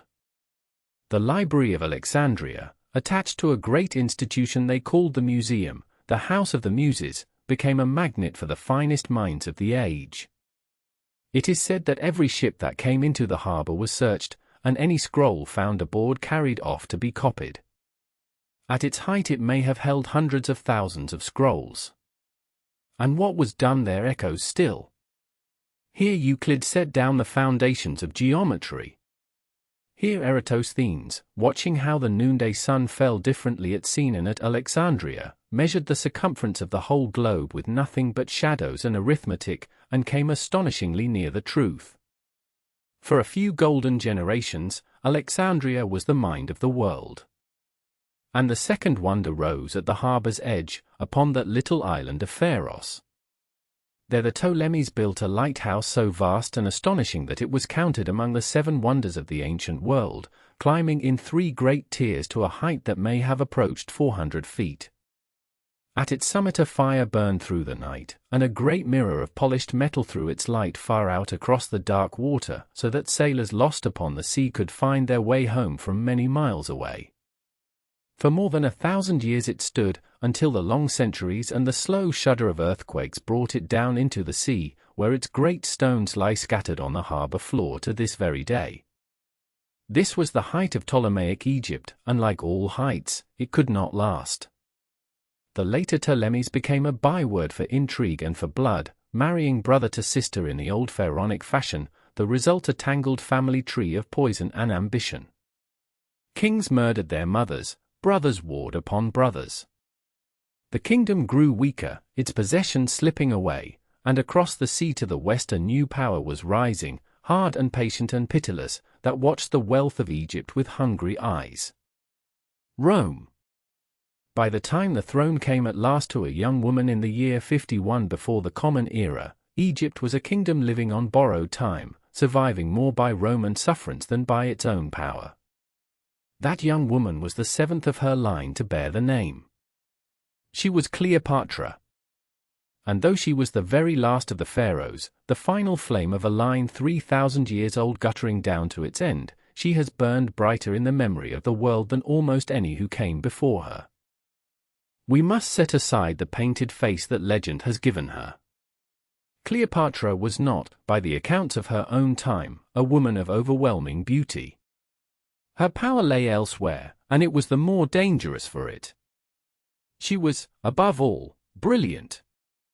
She spoke many tongues, and was the first of all her Greek dynasty in 300 years to trouble herself to learn the language of the Egyptians she ruled. Her charm, her wit, the sheer force of her presence could hold the most powerful men in the world in the palm of her hand. She came to the throne young, sharing it uneasily with her younger brother, and almost at once they fell to quarreling, until her brother's faction drove her from Alexandria into exile. And it was at that lowest moment, an exiled queen with an army but no city, that the tide of Roman history swept into Egypt and changed everything. For the greatest man in the Roman world arrived upon her shore. Julius Caesar had come in pursuit of his defeated rival Pompey, and into the royal palace where he had taken up residence Cleopatra had herself smuggled, wrapped, some say, in a roll of bedding carried in upon a servant's shoulder, that she might come before Caesar past the guards of her own brother. When the bundle was unrolled, out stepped the Queen of Egypt. By the next morning, Caesar was hers. She bore Caesar a son, whom the people called Caesarion, the little Caesar. But the alliance that might have joined Egypt and Rome was cut short by knives. On the Ides of March, in the year 44 before the Common Era, Julius Caesar was struck down in the Senate house, and Cleopatra gathered up her son and sailed home to Egypt, to watch which way the broken pieces of the Roman world would fall. They fell, in time, to 2 men, Octavian, Caesar's cold and calculating young heir, who held the West, and Mark Antony, the brave and reckless soldier who had been Caesar's right hand, who held the East. And it was Antony who summoned the Queen of Egypt to come and account to him. She came, and she came in such splendor that the memory of it has never faded, sailing up the river aboard a barge with a gilded stern and purple sails and silver oars that beat in time to music, lying beneath a canopy of cloth of gold, dressed as the goddess of love herself. Antony had summoned her to judge her. Instead, like Caesar before him, he was lost. He followed her to Alexandria, and there he spent the winter in a long enchantment of feasting and love, while the cold business of Rome waited. For a few years it seemed they might build a great empire of the East with Alexandria as its capital. But back in Rome, Octavian turned the whole city against Antony, painting him as a man bewitched and unmanned by a foreign sorceress, a Roman who had betrayed Rome. War became certain. It came on the 2nd of September, in the year 31 before the Common Era, off a headland on the western coast of Greece called Actium. There the great fleets met upon the water, hundreds of ships, and at the crisis of the day Cleopatra's squadron turned and ran, breaking out through a gap in the line and fleeing south under sail towards Egypt. And Antony, seeing his queen depart, abandoned the battle and his own fleet, and followed her. It was the ruin of them both. They fled back to Alexandria, to the city of their glory, to wait for the conqueror to come. And come he did, in the following year. As Octavian's forces closed upon the city, Antony's soldiers went over to the enemy, and then a message reached him, false or mistaken, that Cleopatra was already dead. And Antony fell upon his own sword. But the wound was not at once mortal, and as he lay dying, word came that the queen yet lived, hidden in a great monument she had built for her own tomb. They carried him to her, bleeding, and hauled him up by ropes to the high window, and there in her arms Mark Antony died. Cleopatra was now a captive in her own city, in the hands of Octavian. And she learned the truth of what he meant to do with her, to keep her alive, to carry her back to Rome in chains, to lead her through the streets in his triumph, the proud queen of Egypt paraded as a trophy before the jeering crowd. This she would not endure. She had been a pharaoh, she would not be a spectacle. And so, in the heat of an Egyptian summer, in her 39th year, Cleopatra made ready to die as a queen dies. The most enduring of the stories tells that she had an asp, a small venomous serpent of the Nile, brought to her in secret, hidden in a basket of figures. She dressed herself in her royal robes, and lay down upon a golden couch, and held the serpent to her, and let its bite carry her gently out of the reach of Rome forever. When Octavian's men broke into the chamber, they found her already dead, the crown upon her brow, her two faithful waiting women dying at her side. "Was this well done of your lady?" one of the Romans demanded. And the woman answered, with her last breath, "It was well done, and fitting for a princess descended from so many kings." And then she too sank down beside her queen. So died Cleopatra, the 7th of her name, in the year 30 before the Common Era. And with her died something far greater than one woman. With her died the last of the pharaohs. For 3,000 years, since the days when the first king joined the two lands and the great pyramids had not yet been dreamed of, there had been a pharaoh upon the throne of Egypt, a living god, the keeper of the eternal order. From Numa to Khufu, from Hatshepsut to Akhenaten, from Rameses the Great to this last brilliant queen, the line had run on, broken and mended and broken again, but always renewed, for 30 centuries and more. And now it ended. Octavian, who would soon be called Augustus, the first emperor of Rome, made Egypt his own personal possession, a private granary to feed the city of Rome, and the longest story in the history of human civilization came quietly to its close. The pharaohs were no more. And yet that is not truly where the story ends, for the strange and wonderful thing about Egypt is that it has never truly ended at all. Rome fell in its turn, and the empires that followed Rome rose and crumbled into dust, and still the works of the pharaohs stood. The pyramids at Giza, already unimaginably ancient when Cleopatra was born, older to her than she is to us, stood on through all of it, through the coming of Christianity and the coming of Islam, while the old language was forgotten and the meaning of the hieroglyphs was lost, and travelers gazed up at the monuments and could no longer read a single word carved upon them. The knowledge of 3,000 years fell silent, locked inside symbols that no living person could understand. Until, at last, it was given back, when a stone was found in the Egyptian earth near a town called Rosetta, carved with the same decree in 3 scripts, one of them the lost picture writing of the pharaohs and another the familiar Greek, and a young Frenchman named Jean-François Champollion bent his whole brilliant life to the puzzle, until one day the symbols spoke to him, and the silence of 3,000 years was broken.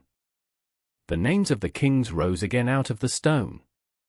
The voices of the dead could be heard once more. And the world, which had never quite forgotten Egypt, fell in love with it all over again. That love has never faded. We dig still in the desert sand and find tombs that have lain untouched since the day they were sealed. We found, within living memory, a boy king named Tutankhamun lying in his golden mask, and the whole world held its breath. We walk through the temples that the Greek pharaohs built and the halls that Rameses raised, and we stand small beneath the columns, as travelers have stood for 2,000 years and more. The face of the Sphinx still gazes east towards the rising sun, as it has gazed since before recorded history, patient and unreadable, keeping its secrets. And something in us, some deep and wordless part of the human heart, answers to all of it. For that, perhaps, is the truest legacy of Egypt. Not only the gold and the granite, not only the temples and the tombs, but the way it teaches us to feel the great depth of time. To stand before the pyramids is to stand before the work of people as human as ourselves, who loved and feared and laughed and grieved and looked up at the same stars we see, and who reached, with their whole strength, for something that would outlast them. And it did. It has outlasted them by 5,000 years, and it is still here, and we are still looking at it, and somewhere in that thought there is a comfort as deep as the night itself, that nothing truly worth remembering is ever wholly lost. And so our long journey down the river comes to its end. We began with the first farmers scattering seed upon the black mud at the dawn of the world, and we have come at last to a queen lying still upon a golden couch and the slow falling of the dusk over the temples of the Nile. 3,000 years have passed in a single quiet night. So let your thoughts rest now, here at the end of it all, beneath the same ancient and unchanging stars that watched over Memphis and over Thebes, over the builders of the pyramids and the last of the pharaohs. Let the great river of time carry you gently down into sleep. And when you wake, and find yourself ready to drift once more through the ruins of some other lost world, some other empire sleeping now beneath the sand, then stay with us here at Embedded Histories, and we shall light the lamp again, and tell you another story in the dark. Until then, sleep well. The pyramids will still be standing in the morning. They have waited 5,000 years. They can wait one more night, for you.